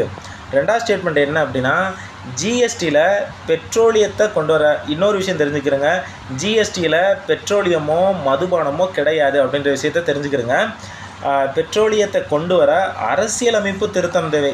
இதுக்கெல்லாம் அரசியலமைப்பு திருத்தமே தேவையே கிடையாது. சரியா, இது ஒரு சாதாரண விஷயந்தான். ஓகே, தேர்ட் ஸ்டேட்மெண்ட் பாருங்கள், மதுபானத்தை ஜிஎஸ்டியில் கொண்டு வர அதுக்கும் அரசியலமைப்பு திருத்தம் தேவையில்லை அப்படின்னு சொல்லிட்டு கொடுத்துருக்காங்க. அப்போ இது சரிதான். ஓகே, அப்போ செகண்ட் ஸ்டேட்மெண்ட் மட்டும் தப்பாக இருக்குது, 1 and 3 சரியாக இருக்குது. அப்போ ஆப்ஷன் பி 1 and 3ன்றது சரியான விடை. அடுத்து 33வது கொஸ்டின், நிதிக்குழு பற்றி சரியானவை என்ன அப்படின்னு சொல்லிட்டு கேட்டிருக்காங்க. பார்ப்போம். ஸ்டேட்மெண்ட் 1ல் ஆர்டிகல் 280ன்றது நிதிக்குழுவை விளக்குகிறது, இது சரியானது. அடுத்து 2வது ஸ்டேட்மெண்ட்டு, இதில் ஒரு தலைவர் மற்றும் 5 உறுப்பினர்கள் கிடையாது, 4 உறுப்பினர்கள் தான் இருக்காங்க. செகண்ட் ஸ்டேட்மெண்ட்டு தவறானது. அடுத்து 3rd ஸ்டேட்மெண்ட்டில் பதவி பிரமாணம் குடியரசுத் தலைவர் தான் பண்ணுறாரு, ஓகே, அது சரியானது தான். அடுத்து தலைவர் உறுப்பினர் மறு நியமனம் தகுதி இல்லை அப்படின்னு சொல்லிட்டு கொடுத்துருக்காங்க, தவறு. எத்தனை முறை வேண்டுமானாலும் மறு நியமனம் செய்யப்படலாம், தலைவரோ அதோட உறுப்பினர்களோ மறு நியமனம் செய்யப்படலாம். பதவிக்காலம் பொதுவாக 5 ஆண்டுகள். அப்படி பார்க்க சொல்லும்போது தவறானது எது? 2ம் 4ம் தவறானது, ஓகே. 2, 4ம் தவறானது. மீதி இருக்கிற எல்லாமே சரி. அப்போது 1, 3, 5 இது எல்லாமே சரி. இப்போ ஆப்ஷன் ஏன்றது சரியான விடை. அடுத்து 34வது கொஸ்டின், பொறுத்துக எத்தனை இணைகள் சரியாக பொருத்தப்பட்டுள்ளன அப்படின்னு சொல்லிட்டு கேட்டிருக்காங்க. பார்ப்போம். இது என்ன? A K Chanda, J M Shelat, N K Singh, A M Khusro, இந்த பேரை பார்த்தாலே தெரியுது இது எல்லாமே நிதிக்குழுவோட தலைவர்கள், ஓகேவா. இங்கே 4 இணைகள் கொடுத்துருக்காங்க. இந்த 4 இணைகளில் 3 இணைகள் மட்டும் சரியாக இருக்குது, ஒரே ஒரு இணை தப்பாக இருக்குது. அது என்னது அப்படின்னா, இப்போ ஃபஸ்ட்டு நிதிக்குழு, இப்போ கரண்டில் ஸ்டார்டிங்கில் முதலாவது நிதிக்குழு என்ன, இப்போ கரண்டில் 16th ஃபினான்ஸ் கமிஷன் அமைச்சிட்டாங்க, ஓகே. இப்போ ஃபஸ்ட்டு யார் அப்படின்னா, ஃபஸ்ட்டு எல்லாருக்குமே தெரிஞ்சிருக்கும், கேசி நியோகி, ஓகே. இவர் தான் முதல் நிதிக்குழுவோட தலைவராக இருந்தாங்க, கேசி நியோகி, ஓகே. இப்போ கடைசியில் யார் இருக்காங்க அப்படின்னா, அரவிந்த் பனகரியா,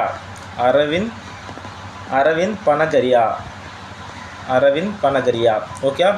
இதுக்கடையில் இவங்க எல்லாருமே வருவாங்க. இதில் எது சரி எது தப்புன்னு சொல்லிட்டு பார்ப்போம். 3வது நிதிக்குழுவோட தலைவர் ஏகே சந்தா அப்படின்றது சரியானது. 15வது நிதிக்குழு என்கே சிங் அப்படின்றதும் சரி.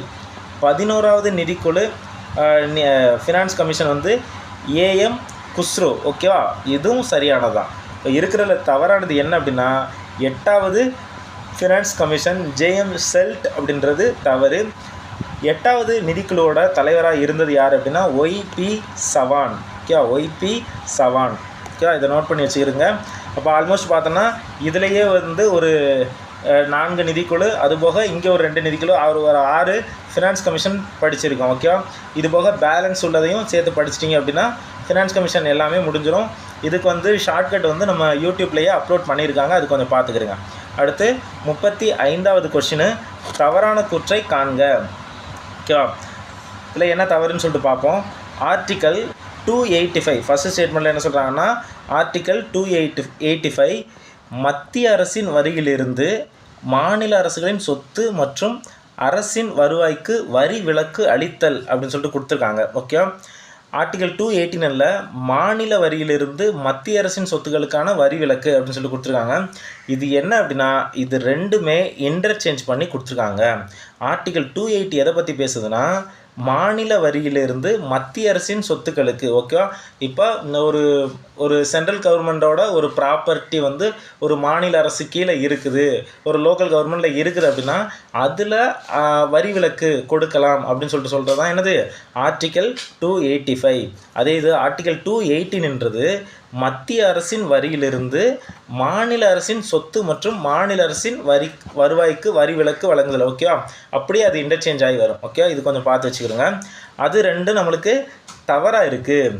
அடுத்து ஆர்டிக்கல் 292 என்னென்னா, இந்திய அரசாங்கம் கடன் பெறுதல். பாருங்களேன், பொதுவாகவே நம்ம வந்து ஒரு வரி விதிக்கிறனாலும் சரி, கடன் பெறுறதுக்குனாலும் சரி, பொதுவாக நம்ம பார்லிமெண்ட்டில் அப்ரூவல் வாங்குகிறோம் இல்லையா.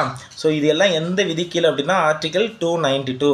அதே மாதிரி ஆர்டிக்கல் 293 எதை பற்றி பேசுறதுன்னா, மாநில அரசாங்கம் வந்து கடன் பெறுதல். இப்போட ரீசெண்டாக கேள்விப்பட்டிருப்போம், மாநில அரசாங்கம் வந்து வெளிநாட்டில் இருந்து மத்திய அரசோட ஒப்புதல் இல்லாமல் கடன் வாங்க முடியாது அப்படின்னு ஒரு சட்டம் வந்து அது மாநில அரசோட கூட்டாட்சி தத்துவத்தை சிதைக்குது அப்படின்ற மாதிரி ஒரு பிரச்சனைலாம் போச்சு. கேரளா வந்து ஹைகோர்ட்டில் சுப்ரீம் கோர்ட்டில் கேஸ் போட்டிருந்தாங்க, ஓகேவா. இதெல்லாம் நம்ம பார்த்துருப்போம். அதெல்லாம் எந்த விதிக்கீழ் அப்படின்னா 293. அப்போது ஒரு மாநில அரசாங்கம் கடன் பெறுவதற்கு எந்த விதிக்கீழ கடன் பெறலாம் அப்படின்னு சொல்கிறாங்கன்னா ஆர்டிக்கல் 293. அப்படி பார்க்க சொல்லும்போது எது தவறானது? ஃபஸ்ட்டு 2 ஸ்டேட்மெண்ட்டு தவறாக இருக்குது. அப்போ ஆப்ஷன் A 1 and 2, ஓகே. அடுத்து 36வது கொஸ்டின், 15வது நிதி ஆணையம் நம்ம பார்த்தோம் இல்லையா. 16 நிதி ஆணையம் பார்த்தோம். அதில் 15 யார்? என்கே சிங் கமிட்டி, ஓகேவா, என்கே சிங் தலைமையிலான அந்த நிதிக்குழு, அதுதான் 15வது நிதி ஆணையம்.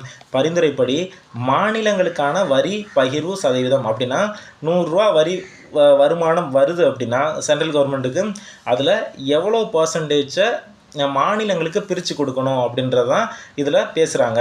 அப்போ இதில் ஒரு 100% மாநிலங்களுக்கு எத்தனை பர்சன்டேஜ் பிரித்து கொடுக்குறாங்களாம்? 41% பிரித்து கொடுக்கலாம் அப்படின்னு சொல்லிட்டு சொன்னது யார் அப்படின்னா 15வது நிதி ஆணையம். இன்னொரு விஷயம் தெரிஞ்சு வச்சுக்கிறேங்க, அதுக்கடுத்து வந்த 16th ஃபினான்ஸ் கமிஷன் இருக்கு இல்லையா, இவங்க என்ன பரிந்துரை பண்ணுவாங்கன்னா இவங்களும் இதே அளவு தான் பரிந்துரை பண்ணுவாங்க. அப்போ 16வது நிதி ஆணையம் பரிந்துரைப்படி மாநிலங்களுக்கான வரி பகிர்வு சதவீதம் கேட்டாலும் இதே ஆன்சர் தான். ஓகே, 1% கூட கூட்டியிருக்க மாட்டாங்க. அடுத்து 37வது கொஸ்டின், சரியான கூற்று என்ன அப்படின்னு சொல்லிட்டு கேட்டிருக்காங்க, பார்க்கலாம். ஃபஸ்ட்டு ஸ்டேட்மெண்ட், 1978 44வது சட்ட திருத்தத்தின் மூலம் அடிப்படை உரிமையாக இருந்த சொத்துரிமை, ஆரம்பத்தில் அரசியலமைப்பு உருவாக்கும் போது நம்ம சொத்துரிமைன்றது அடிப்படை உரிமையில் இருந்துச்சு. ஓகே, அடிப்படை உரிமைன்றது ஆர்டிகல் 12லேருந்து 35 வரை. இதில் 19(1)(f)ன்றது தான் சொத்துரிமையை பற்றி பேசும். ஓகேவா, நாளடைவில் அதை என்ன பண்ணாங்க, 1978ஆம் ஆண்டு 44வது சட்ட திருத்தத்தின்படி அதை சாதாரண சட்ட உரிமையாக பகுதி 12 ஆர்டிக்கல் 300A கீழே வச்சுட்டாங்க. ஓகே, அப்படி பார்க்க சொல்லுவோம் முதல் ஸ்டேட்மெண்ட்டில் எல்லாமே சரியாக கொடுத்துருக்காங்க. ஆனால் 19(1)(g) அப்படின்னு சொல்லிட்டு கொடுத்துருக்காங்க, அது தவறானது. 1(f) தான் சரி. அப்போ இதில் முதல் ஸ்டேட்மெண்ட் தவறு. அடுத்து ரெண்டாவது ஸ்டேட்மெண்ட் பார்க்கலாம். ஆர்டிக்கல் 300A அதில் தான் இப்போதைக்கு சொத்துரிமைன்றது இருக்குது. இதன்படி சட்ட அதிகாரத்தை தவிர வேறு காரணத்திற்காக எந்த நபரும் தனது சொத்துக்களை இழக்கக்கூடாது. அது நார்மலான ஒரு ஸ்டேட்மெண்ட் தான், இது சரியானது. அடுத்து தேர்டு ஸ்டேட்மெண்ட்டில் சொத்து அத்துமீறல் வழக்கில் ஆர்டிகல் 32 படி உச்சநீதிமன்றத்தில் பாதிக்கப்பட்ட நபர் நேரடியாக வழக்கு தொடரலாம். நம்ம ஆல்ரெடி பார்த்துட்டோம், நம்ம அடிப்படை உரிமைகள் மீறப்பட்டால் மட்டுமே நம்ம உச்சநீதிமன்றத்தில் ஆர்டிகல் 32 படி நம்ம வழக்கு தொடுக்க முடியும். ஓகேவா, ஆனால் இது சாதாரண சட்ட உரிமை ஆன பின்னாடி இந்த சொத்துரிமைக்காக இந்த ஆர்டிகல் 32 கீழே வழக்கு தொடுக்க முடியாது. இங்கே வழக்கு தொடரலாம் கொடுத்துருக்காங்க, அதனால் இதுவும் தவறானது. அப்படி பார்க்க சொல்லும்போது சரியான கூற்று என்னது? 2 மட்டும்தான் சரியாக இருக்குது. அப்போ ஆப்ஷன் பி 2 மட்டும். அடுத்து 38வது கொஸ்டின், அரசாங்கத்தின் கணக்கில் வரும் பொதுமக்களின் சேமிப்பு பணம், ஓகே, பொதுமக்களின் சேமிப்பு பணம் எந்த நிதியின் கீழ் வைக்கப்படுகிறது? இதில் பாருங்களேன், ஆப்ஷனில் தொகுப்பு நிதி இருக்குது, பொது கணக்கு நிதி இருக்குது, அவசரகால நிதி இருக்குது, மாநில அவசரகால நிதி இருக்குது. அரசாங்கத்தின் கணக்கில் வரும் பொதுமக்களின் சேமிப்பு பணம் கண்டிப்பாக அவசரகால நிதியில் வராது, மாநில அவசரகால நிதியிலையும் வராது. இந்த 2ல் தான் ஒன்றில் வரும். இந்த 2ல் எதில் வரும் அப்படின்னா பொதுவாகவே தெரிஞ்சு வச்சுக்கிறோங்க. இதில் consolidate fund of India, okay. அடுத்து பப்ளிக் அக்கௌண்ட்ஸ், ஓகே, இது 2மே இருக்குது. ஓகே, பப்ளிக் அக்கௌண்ட்ஸ்ன்னு இருக்குது. இதில் பொதுமக்களின் சேமிப்பு பணம் எது கீழே வரும்னா பப்ளிக் அக்கௌண்ட்ஸில் தான் வரும், அதாவது பொது கணக்கு நிதியில் தான் வரும். ஏன் அப்படின்னா இந்த பொது கணக்கு நிதியில் இருந்து ஒரு அமௌண்ட்டை மத்திய அரசு எடுக்கணும் அப்படின்னா இதுக்கு பார்லிமெண்ட்டில் அனுமதி வாங்க அவசியம் இல்லை. பார்லிமெண்ட்டில் அதாவது ஓட்டெடுப்பு நடத்தி அதன் மூலம் எடுக்க வேண்டிய அவசியம் இல்லை. பட் கன்சாலிடேட் ஃபண்ட் ஆஃப் இந்தியாவில் இருக்கிற அந்த ஒரு அமௌண்ட்டை எடுக்கணும்னா லோக்சபாவில் முறையான அனுமதி பெற்று தான் எடுக்க முடியும். அதனால் பொதுமக்களின் சேமிப்பு பணம் எதில் தான் இருக்குன்னா பொது கணக்கு நிதியில் தான் இருக்கும். அதனால் ஆப்ஷன் சின்றது சரியான விடை. அடுத்து 39வது கொஸ்டின், கூற்று மற்றும் காரணம்.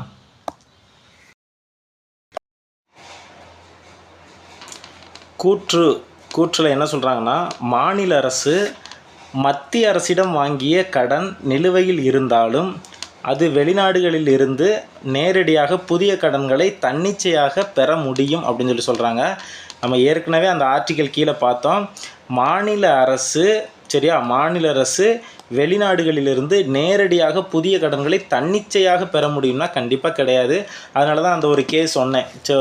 கேரளாவிலேருந்து கேஸ் போட்டேன், சுப்ரீம் கோர்ட்டில் ஒரு கேஸ் போட்டிருந்தாங்க அப்படின்னு சொல்லிட்டு சொன்னேன். அதனால் நேரடியாக தன்னிச்சையாக பெற முடியாது. ஓகே, அப்போ கூற்று ஏன்றது தவறு. காரணம், ரீசன் என்ன அப்படின்னா இந்தியாவின் பொதுக்கடன் மற்றும் வெளிநாட்டு விவகாரம் எது கீழே இருக்கான்? 7வது அட்டவணையின் கீழே இருக்கான். ஓகே, 7வது அட்டவணை அதிகார பகிர்வை பற்றி பேசும். ஓகேவா? மாநில பட்டியல், மத்திய பட்டியல், பொது பட்டியல். அதில் இந்தியாவின் பொதுக்கடன், வெளிநாட்டு விவகாரம் இது எது கீழே வருது அப்படின்னா மத்திய பட்டியல் கீழே வருது. அதனால் மத்திய அரசு இயற்றும் சட்டம் தான் செல்லுபடி ஆகும். அப்படி பார்க்க சொல்லும்போது காரணன்றது சரி, கூற்றுன்றது தவறு. இப்போ இதற்கான சரியான ஆன்சர் என்ன அப்படின்னா ஆப்ஷன் டி, ஏன்றது தவறு, ஆறுன்றது சரி. அடுத்து 40வது கொஸ்டின், கூற்று மற்றும் காரணம். ஓகே, இல்லை கூற்றில் என்ன கொடுத்துருக்காங்கன்னா மாநிலங்களுக்கு வழங்கப்படும் செங்குத்து பகிர்வு சதவீதத்தை 16வது நிதி ஆணையம் 41% தக்க வைத்துள்ளது. நம்ம இதுவும் ஏற்கனவே பார்த்துட்டோம்.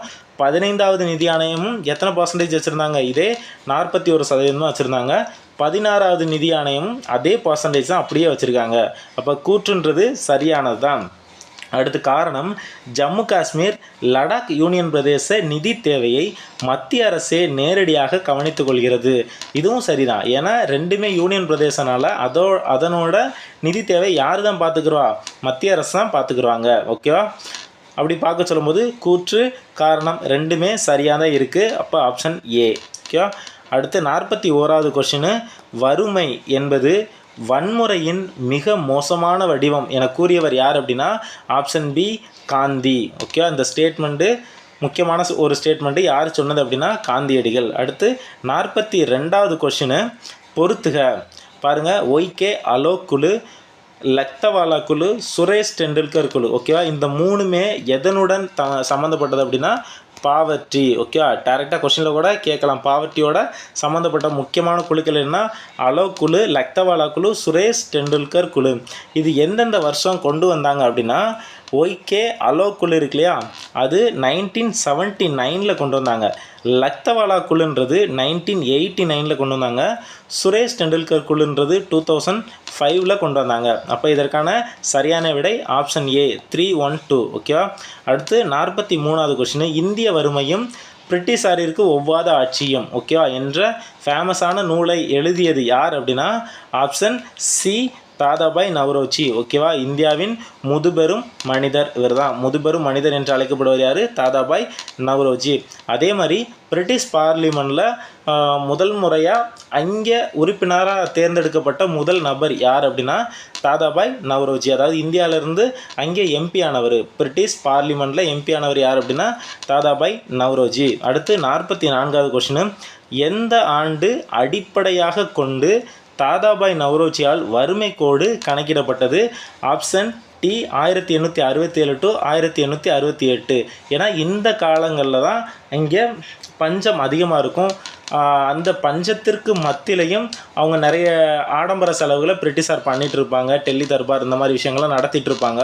ஸோ அந்த கான்செப்டை தான் நம்ம தாதாபாய் நவ்ரோஜி அவர்கள் இந்த நூலை, இந்திய வறுமையும் பிரிட்டிஷாருக்கு ஒவ்வாத ஆட்சியும் என்ற நூலை எழுதியிருப்பாங்க. ஓகே, அடுத்து 45வது கொஸ்டின், தேசிய திட்டக்குழுவை நிறுவியவர் யாருன்னு சொல்லி கேட்டிருக்காங்க. இது ரொம்ப ரொம்ப முக்கியமான கொஸ்டின். ஏன்னா இதில் நம்மளுக்கு என்ன டவுட் வரும் அப்படின்னா ஜவஹர்லால் நேருவா, சுபாஷ் சந்திர போஸான்ட்டு. மற்ற 2 ஆப்ஷன் நம்ம எலிமினேட் பண்ணிடலாம். காந்தியோ தாதாபாய் நவ்ரோஜியை எலிமினேட் பண்ணிடலாம். நல்லா பார்த்தோம்னா தேசிய திட்டக்குழுவை ஃபஸ்ட்டு நிறுவனது யார் அப்படின்னா சுபாஷ் சந்திர போஸ். எப்போ அப்படின்னா 1938. ஓகேவா? எப்போ? Indian national Congress. ஓகேவா? எந்த வருஷம்? 1938 எங்கே நடந்துச்சு? ஹரிபுரா. ஓகே, இப்போ இதுலேருந்து நீங்கள் 2 கொஸ்டின் ஆன்சர் பண்ணலாம். இந்தியன் நேஷ்னல் காங்கிரஸோட 1938 மாநாட்டுக்கு தலைமை வகித்தது யாருன்னா சுபாஷ் சந்திர போஸ். அது எந்த மாநாடு எங்கே நடந்துச்சுன்னா ஹரிபுரா. ஓகேவா? அந்த மாநாட்டில் தான் தேசிய திட்டக்குழுவை நிறுவனார் யார்? சுபாஷ் சந்திர போஸ். அந்த தேசிய திட்டக்குழுவோட தலைவராக யார் நியமித்தாங்க அப்படின்னா ஜவஹர்லால் நேரு. அப்போ தேசிய திட்டக்குழுவின் தலைவரும் கேட்டால் ஜவஹர்லால் நேரு, தேசிய திட்டக்குழுவை நிறுவியவரும் கேட்டால் சுபாஷ் சந்திர போஸ். அடுத்து 46வது கொஸ்டின், தேசிய திட்டக்குழு நிறுவப்பட்ட ஆண்டு இப்போ தான் பார்த்தோம் 1938 ஐஎன்சி மாநாடு. எந்த ஐஎன்சி மாநாடு? ஹரிபுரா மாநாடு. ஓகே, அடுத்து அதற்கான அப்போ 46வதுக்கான ஆன்சர் ஆப்ஷன் டி, 1938. அடுத்து 47வது கொஸ்டின், பின்வருவனற்றுள் தவறானது எது அப்படின்னு சொல்லிட்டு கேட்டிருக்காங்க. பார்க்கலாம். YK Alok committee. Okay, YK Alok committee வருமானம் மற்றும் கலோரி அடிப்படையில் அந்த வறுமையை பாவர்ட்டி லைனை மதிப்பிடணும்னு சொல்லிட்டு சொன்னாங்க. இது சரியான ஸ்டேட்மெண்ட் தான். அடுத்து பாருங்கள், லக்தவாலா குழு சுரேஷ் டெண்டுல்கர். லக்தவாலா குழு ஊட்டச்சத்து அடிப்படைன்னு சொல்லிட்டு கொடுத்துருக்காங்க. இது தவறானது. ஓகேவா. சுரேஷ் டெண்டுல்கர் குழு நுகர்வு அடிப்படையிலானது அப்படின்னு சொல்லிட்டு கொடுத்துருக்காங்க. இதுவும் தவறானது. ஓகேவா. இதில் என்ன சொல்லியிருப்பாங்க அப்படின்னா, பொதுவாகவே இவங்க கலோரி அடிப்படையில் அதை தாண்டி ஒரு நாளுக்கு இவ்வளோ வருமானத்தின் அடிப்படையில் இவங்க 2 பேருமே சொல்லியிருப்பாங்க. வருமானத்தின் அடிப்படையில் வறுமை கோடு எவ்வளோ இருக்கணும், அதாவது வறுமை கோட்டு கீழே இருக்கிறவங்க ஒரு நாளைக்கு இவ்வளோ வருமானத்துக்கு கீழே உள்ளவங்களாக இருக்கணும் அப்படின்றத மென்ஷன் பண்ணியிருப்பாங்க. பட்டு ஊட்டச்சத்து அடிப்படையிலையோ நுகர்வு அடிப்படையிலையோ இவங்க சொல்லியிருக்க மாட்டாங்க. அப்படி பார்க்க சொல்லும்போது தவறானது எது அப்படின்னு சொல்லிட்டு பார்த்தோம்னா 2 and 3. அப்போ ஆப்ஷன் சி. ஓகே. அடுத்த 48வது கொஸ்டின், திட்டக்குழுவின் முதல் தலைவர் யார் அப்படின்னு சொல்லிட்டு கேட்டிருக்காங்க. திட்டக்குழுவின் முதல் தலைவர் ஜவஹர்லால் நேரு தான். ஏன்னா திட்டக்குழுன்றது 1950 51 50களில் தான் ஆரம்பிக்கிறாங்க முதல் திட்டக்குழு. ஓகே. அப்போ யார் நம்ம திட்டக்குழுவோட பிரதமராக இருந்தாங்க அப்படின்னா, ஃபஸ்ட்டு இந்தியாவோட பிரதமராக இருந்தது ஜவஹர்லால் நேரு. ஜவஹர்லால் நேரு பீரியடில் தான் 1950ஆம் ஆண்டு திட்டக்குழுன்னு ஒன்றா கொண்டு வராங்க. ஓகேவா. அப்போ அதோட தலைவராக யார் இருந்திருப்பா? ஜவஹர்லால் நேரு தான் இருந்திருப்பாங்க. ஆனால் இப்போதைக்கு திட்டக்குழுன்னு ஒன்று இருக்கா அப்படின்னா, நம்மளுக்கு தெரியும், இந்த திட்டக்குழுவின் அடிப்படையில் தான் 5 ஆண்டு திட்டங்கள் 5 இயர் பிளான் எல்லாமே நம்ம நடைமுறைப்படுத்திட்டு வந்தோம். அந்த 5 இயர் பிளான் எல்லாத்தையும் கடைசியாக வந்தது 12வது ஐந்தாண்டு திட்டம். 12வது ஐந்தாண்டு திட்டம். அந்த 12வது ஐந்தாண்டு திட்டம் எதோட முடிஞ்சிருச்சு அப்படின்னா, 2014 நிதி ஆயோக்னு ஒன்று கொண்டு வந்தாங்களா. அந்த நிதி ஆயோக் எதை ரீப்ளேஸ் பண்ணி கொண்டு வந்தாங்க அப்படின்னா, இந்த திட்டக்குழுவை ரீப்ளேஸ் பண்ணி தான் நிதி ஆயோக்குன்றதை கொண்டு வந்தாங்க. அப்போ திட்டக்குழுவோட தலைவர் யார் அப்படின்னா பிரதமர். அதே மாதிரி நிதி ஆயோக்கோட தலைவர் யாராக தான் இருப்பார்? இப்போ இருக்கிற பிரதமராக தான் இருப்பாங்க. ஓகேவா. அடுத்து 49வது கொஸ்டின், பல பரிமாண வறுமை குறியீடு. ஓகேவா.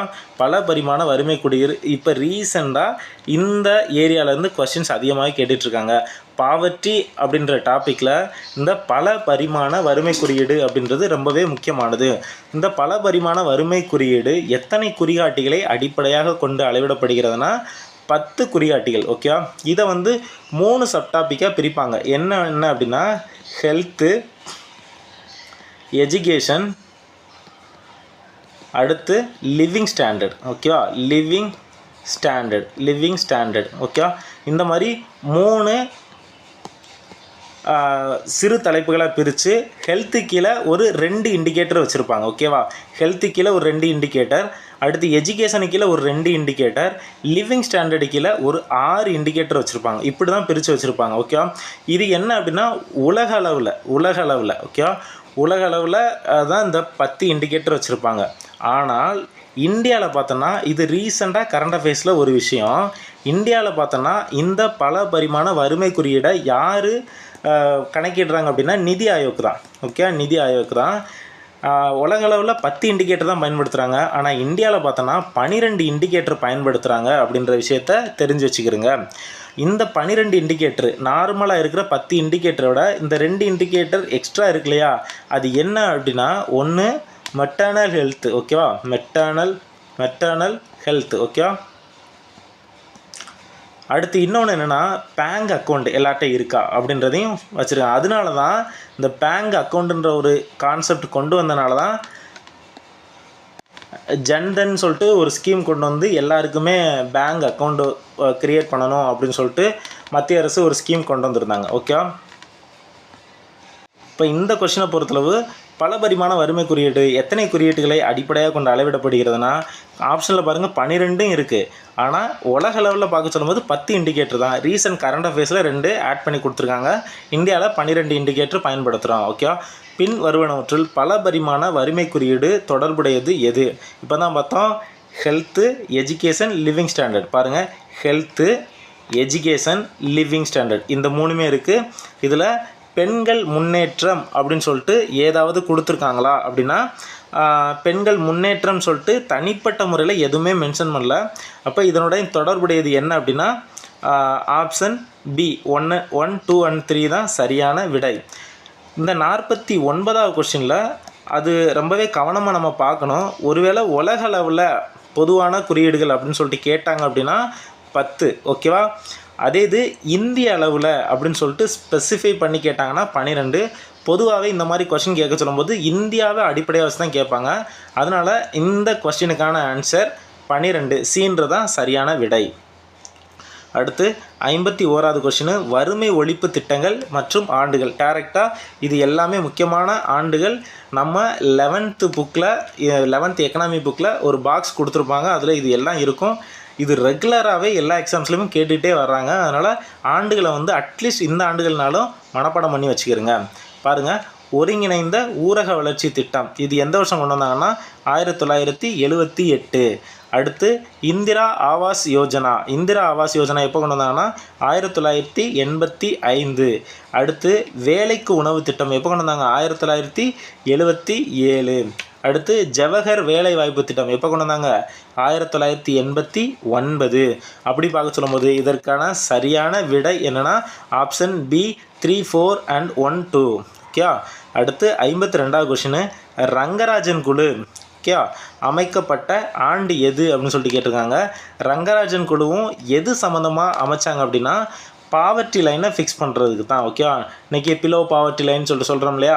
இப்போ எது கீழே உள்ளவங்க அந்த பிலோ பாவர்ட்டி லைன் அப்படின்றத ஃபிக்ஸ் பண்ணுறதுக்காக அமைக்கப்பட்ட குழு தான் ரங்கராஜன் குழு. ஓகேவா.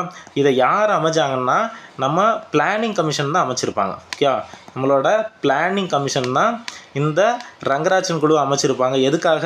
பாவர்ட்டியை அளவிடுறதுக்காக. ஓகே, 2012 அமைக்கப்பட்டது. அப்போ ஆப்ஷன் பி 2012ன்றது சரியான விடை. அடுத்து 53வது கொஸ்டின், இந்தியாவில் வறுமை மதிப்பீடு யாரால் மேற்கொள்ளப்படுகிறது? ஏற்கனவே பார்த்துட்டோம், பல பரிணாம வறுமை குறியீடு. இது எல்லாமே யார் பண்ணுறா? நிதி ஆயோக் தான். அப்படி பார்க்க சொல்லும்போது நார்மலான வறுமை மதிப்பீடு யார் தான் பண்ணுறான்னா நிதி ஆயோக் தான் பார்க்குறாங்க. அப்போ ஆப்ஷன் பி நிதி ஆயோக்ன்றது சரியான விடை. அடுத்து 54வது கொஸ்டின், எந்த குழு வறுமை பற்றி மறு ஆய்வு செய்ய அமைக்கப்பட்டது? பர்டிகுலராக இந்த மாதிரி வறுமை பற்றி மறு ஆய்வு செய்ய அமைக்கப்பட்டதுன்னா அது எந்த குழுனா சுரேஷ் டெண்டுல்கர் குழு. ஓகேவா. இதன் அடிப்படையில் என்ன பண்ணியிருப்பாங்க அப்படின்னா ரூரல் அர்பன் இந்த மாதிரி பிரிச்சிருப்பாங்க. என்ன அப்படின்னா வறுமை கோட்டுக்கு கீழே இருக்கணும் அப்படின்னா ரூரலில் கிராமப்புறங்களில் ஒரு நாள் எவ்வளோ சம்பாத்தியத்துக்கு கீழே இருக்கணும், எவ்வளோ அமௌண்ட்டு கீழே இருக்கணும். அதே மாதிரி அர்பனில் ஒரு நாள் வருமானம்ன்றது எவ்வளோ இருக்கணும் அப்படின்றத இந்த சுரேஷ் டெண்டுல்கர் குழு சொல்லியிருப்பாங்க. ஓகேவா. அடுத்து 55வது கொஸ்டின். 55வது கொஸ்டினில் இந்தியாவில் ரங்கராஜன் கமிஷன் படி ஏற்கனவே பார்த்தோம் 2012 பிளானிங் கமிஷன் தான் அமைச்சிருந்தாங்க அப்படின்ட்டு. அதன்படி ஏழ்மை கோடு அதாவது வறுமை கோட்டுக்கான அளவு எவ்வாறு கொடுக்கப்பட்டுள்ளது? ஆப்ஷன் சி 32 கிராம் 32 கிராம் இல்லை 32 எதுக்கு? ரூரலுக்கு கிராமம்னு சொல்லிட்டு கொடுத்துருக்காங்க. 47 ரூபா இங்கே நகர்ப்புறத்துக்கு. ஓகேவா. அப்போ அந்த அமௌண்ட் பார்த்துக்கிறேன். நான் ஏற்கனவே சொன்ன மாதிரி ரூரல் அர்பன் சொல்லிட்டு பிரிச்சே கொடுத்துருக்காங்க. ரூரலுக்கு 32 ரூபாயாம், அர்பனுக்கு 47 ரூபாயாம் இந்தியாவில் ரங்கராஜன் கமிஷன் படி. ஓகேவா. அடுத்து 56வது கொஸ்டின், டெல்லியில் உள்ள மத்திய சட்டமன்றத்தின் மீது பகத்சிங்குடன் இணைந்து வெடிகுண்டு வீசிய நபரின் பெயர் என்ன? முக்கியமான கொஸ்டின். ஆப்ஷன் டி பட்டுகேஸ்வர் தத். ஓகேவா. பட்டுகேஸ்வர் தத். இது எப்போ நடக்கும்? 1929 ஏப்ரல் 8 என்ன பண்ணுவாங்க? அந்த சட்டமன்றத்தின் மேலே குண்டு வீசுவாங்க. எதுக்காக குண்டு வீசுவாங்கன்னா ஒரு 2 சட்ட திருத்தம் கொண்டு வருவாங்க. 2 பில்லு கொண்டு வராங்க. என்னென்னா ஒன்று பப்ளிக் சேஃப்டி பில்னு ஒன்று கொண்டு வராங்க, இன்னொன்று ட்ரேடு டிஸ்பியூட் பில் அப்படின்னு சொல்லிட்டு 2 பில் கொண்டு வராங்க. இதை எதிர்த்து தான் என்ன பண்ணுவாங்க? மத்திய சட்டமன்றத்தின் மீது குண்டு வீசுவாங்க. ஓகேவா. இதில் கொடுத்துருக்கிற சுக்தேவ் ராஜ்குரு இவங்க யார் அப்படின்னா இவங்க 2 பேர் ப்ளஸ் பகத்சிங் இவங்க 3 பேரையும் தான் கடைசியில் தூக்கிலிடுவாங்க. ஓகேவா. எப்போ? 1931 மார்ச் 23. ஓகேவா. இப்போ இந்த சுக்தேவ் ராஜகுரு பகத்சிங் இவங்க 3 பேரை தான் தூக்கிலிடுவாங்க. ஆனால் மத்திய சட்டமன்றத்தின் மீது பகத்சிங்கோடு சேர்ந்து குண்டு வீசின யாருன்னா பட்டுகேஸ்வர் தத். ஓகேவா. அடுத்து 57வது கொஸ்டின், பிரிட்டிஷ் அலுவலர்கள் யாரை கம்யூனிசத்தின் தலைமை குரு என அழைத்தாங்க அப்படின்னா இதுக்கு சரியான ஆன்சர் என்ன? ஜவஹர்லால் நேரு. ஓகேவா. கம்யூனிசத்தின் தலைமை குரு ஏன்னா முதல் பிரதமராக இருக்கும்போது ஜவஹர்லால் நேரு என்ன பண்ணுவார்னா கம்யூனிச சித்தாந்தத்தின் அடிப்படையில் சில விஷயங்களை சோசியலிஸ்ட் கான்செப்டை உள்ளே கொண்டு வருவாங்க. ஓகேவா? பிரிட்டிஷ் அலுவலர்கள் யாரை கம்யூனிசத்தின் தலைமைக்குரிய அழைத்தார்கள்னால் ஜவஹர்லால் நேரு தான். ஒருவேளை இதில் ஆப்ஷனில் சிங்காரவேலர் அப்படின்னு இருந்ததுன்னா அதையும் கொஞ்சம் யோசிக்கணும். ஓகே, சில புத்தகங்களில் சில ஸ்டேட்மெண்ட்டில் எப்படி கொடுத்துருப்பாங்கன்னா இந்த மாதிரி கம்யூனிசத்தின் கம்யூனிசத்தின் தலைவர் யார் அப்படின்னு சொல்லிட்டு கேட்டால் அப்படின்னா சிங்காரவேலரை சொல்லுவாங்க. ஓகே, ஆனால் இந்த ஆப்ஷனை பொறுத்தளவு 4 ஆப்ஷனில் இஎம்எஸ் நம்பூதிரிபாட், எம்என் ராய், சுபாஷ் சந்திர போஸ், ஜவஹர்லால் நேரு, இந்த 4 பேரில் எது பெஸ்ட் ஆப்ஷன் பார்த்தோம்னா ஜவஹர்லால் நேரு தான். ஓகே, அடுத்து 58வது கொஸ்டின் பொறுத்துக. பகத்சிங் எதோட தொடர்புடையவர் அப்படின்னா லாகூர் சதி வழக்கு. ஓகேவா? ஏன் அப்படின்னா ஏற்கனவே நம்ம பார்த்த மாதிரி சுக்தேவ், ராஜகுரு, பகத்சிங் 3 பேரையும் தூக்கிலிடுவாங்களே, அதுக்கு ஒரு முக்கியமான வழக்காக இருக்கிறது லாகூர் சதி வழக்கு. ஓகேவா? அடுத்து ராம் பிரசாத் பிஸ்மில், இவர் எதோட சம்மந்தப்பட்டவர் அப்படின்னா ககோரி ரயில் கொள்ளை வழக்கோட சம்மந்தப்பட்டவர்.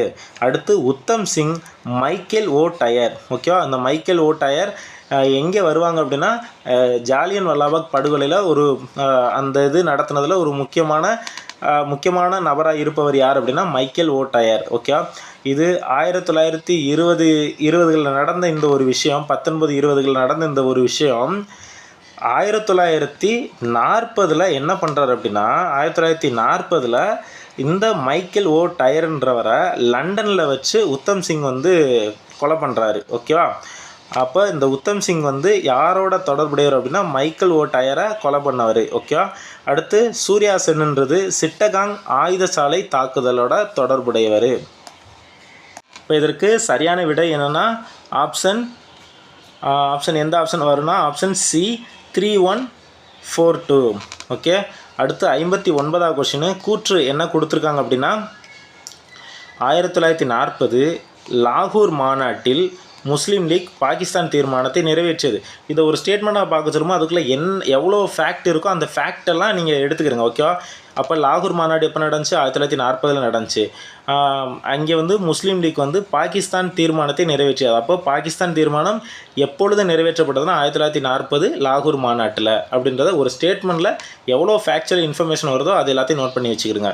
காரணம், சின்னான்றவர் முஸ்லீம்கள் சிறுபான்மையினர் இல்லை எனவும் தனிநாடு தேவை எனவும் அறிவித்திருந்தார். சரிதான், இது எல்லாருக்குமே தெரிஞ்ச ஒரு ஸ்டேட்மெண்ட் தான். இப்போ ஆப்ஷன் ஏ கூற்று ஏ மற்றும் காரணம் ஆர் சரி, கூற்று காரணத்தை சரியாக விளக்குகிறது. ஆப்ஷன் ஏன்றது சரி. அடுத்து 60வது கொஸ்டின் பாகிஸ்தான் எனும் எண்ணத்தை உருவாக்கியவர் யாருன்னா முகமது இக்பால். ஓகேவா?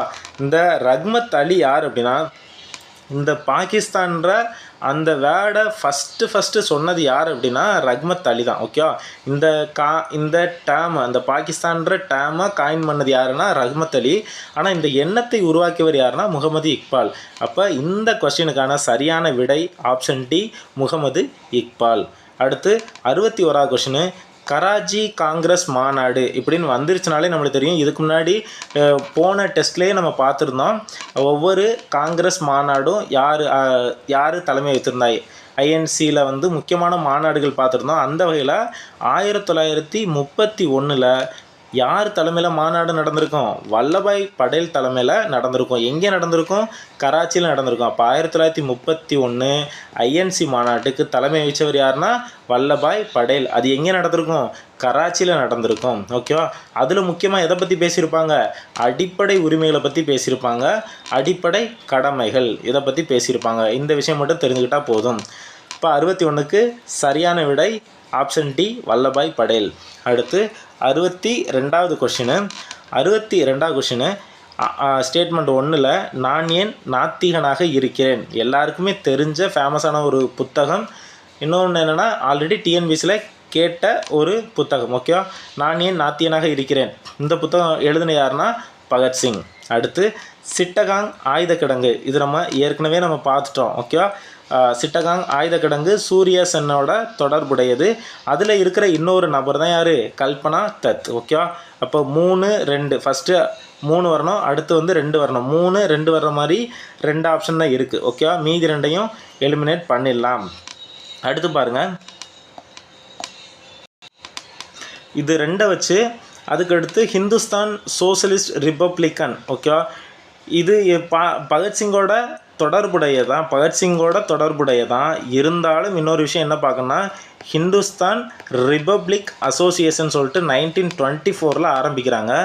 இது 1928 எப்படி மாறுதுன்னா, ஹச்ஆர்ஏன்றது ஹெச்எஸ்ஆர்ஏன்னு சொல்லிட்டு மாறுது.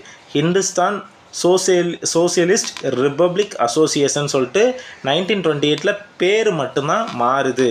ஓகேவா, இந்த விஷயத்த தெரிஞ்சு வச்சுக்கிறோங்க. ஹிந்துஸ்தான் சோசியலிஸ்ட் ரிப்பப்ளிக்கன் அப்படின்றதுக்கான சரியான விளக்கம்ன்றது எந்த வருஷம் கொண்டு வந்தாங்க, எந்த வருஷம் இது எப்படி மாறுச்சுன்ற விஷயத்த மட்டும் தெரிஞ்சு வச்சுக்கிறோங்க. அடுத்து கான்பூர் சதித்திட்டம் ஏன் ரொம்ப ரொம்ப இம்பார்ட்டன்ட் அப்படின்னா, இந்த கான்பூர் சதித்திட்டம் எதுக்கு ரொம்ப இம்பார்ட்டன்னா, நம்ம கம்யூனிசம் முக்கியமாக பரவுறதுக்கு காரணமாக இருந்தது இந்த கான்பூர் சதித்திட்டம். ஓகே, இது எந்த வருஷம் நடந்துச்சு அப்படின்னா 1924 நடந்துச்சு. ஓகே, அப்படி பார்க்க சொல்லும்போது இதற்கான சரியான விடை ஆப்ஷன் பி 3241. ஓகே, இதில் இயர் கொஞ்சம் கான்ட்ரவர்சியாக இருக்கும். இருந்தாலும் நான் சொன்ன இன்ஃபர்மேஷனை மட்டும் அந்த கொஷினுக்கான ஆன்சராக எடுத்துக்கிறேங்க.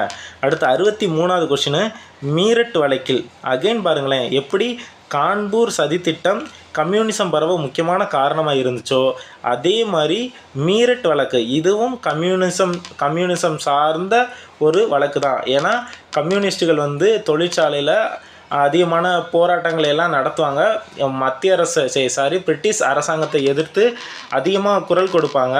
அதனால் அதிகமான அடக்குமுறைக்கு உள்ளாக்கப்படுவாங்க. அது ரெண்டுமே கான்பூர் சதித்திட்டம், மீரட் வழக்கு, இது ரெண்டுமே கம்யூனிஸ்டுகளோட சம்மந்தப்பட்ட வழக்குகள். ஓகேவா, இப்போ மீரட் வழக்கில் குற்றம் சாட்டப்பட்டவர்களுக்காக வாதாடியவர்கள் யார் அப்படின்னா ஆப்ஷன் ஏ நாரிமன் சக்லா. ஓகேவா, அடுத்து 64வது கொஸ்டின், இரு நாடு கொள்கை யார் சம்மந்தப்பட்டது அப்படின்னா, இந்த இருக்கிற ஆட்களில் இதில் பெஸ்ட் ஆப்ஷன் எது அப்படின்றது என்னால் எடுக்க முடியல. இருந்தாலும் அகைன் அடுத்த ஆப்ஷன் போவோம். பாகிஸ்தான் நம்ம ஏற்கனவே பார்த்தோம், முகமது இக்பால் தான் அந்த எண்ணத்தை வெளிப்படுத்தினார். அப்படி பார்க்க சொல்லும்போது 2க்கு ஆன்சர் 2லேயே இருக்குது, 2வதுக்கு ஆன்சர் 2லேயே இருக்குது. அடுத்து பாருங்கள், மீட்பு நாளாக எதை கொண்டாடுவாங்க அப்படின்னா, பொதுவாகவே இதில் 2 விஷயம் இருக்குது. மீட்பு நாள், நேரடி நடவடிக்கை நாள். மீட்பு நாளாக எதை கொண்டாடுறாங்கன்னு சொல்லிட்டு பார்ப்போம்.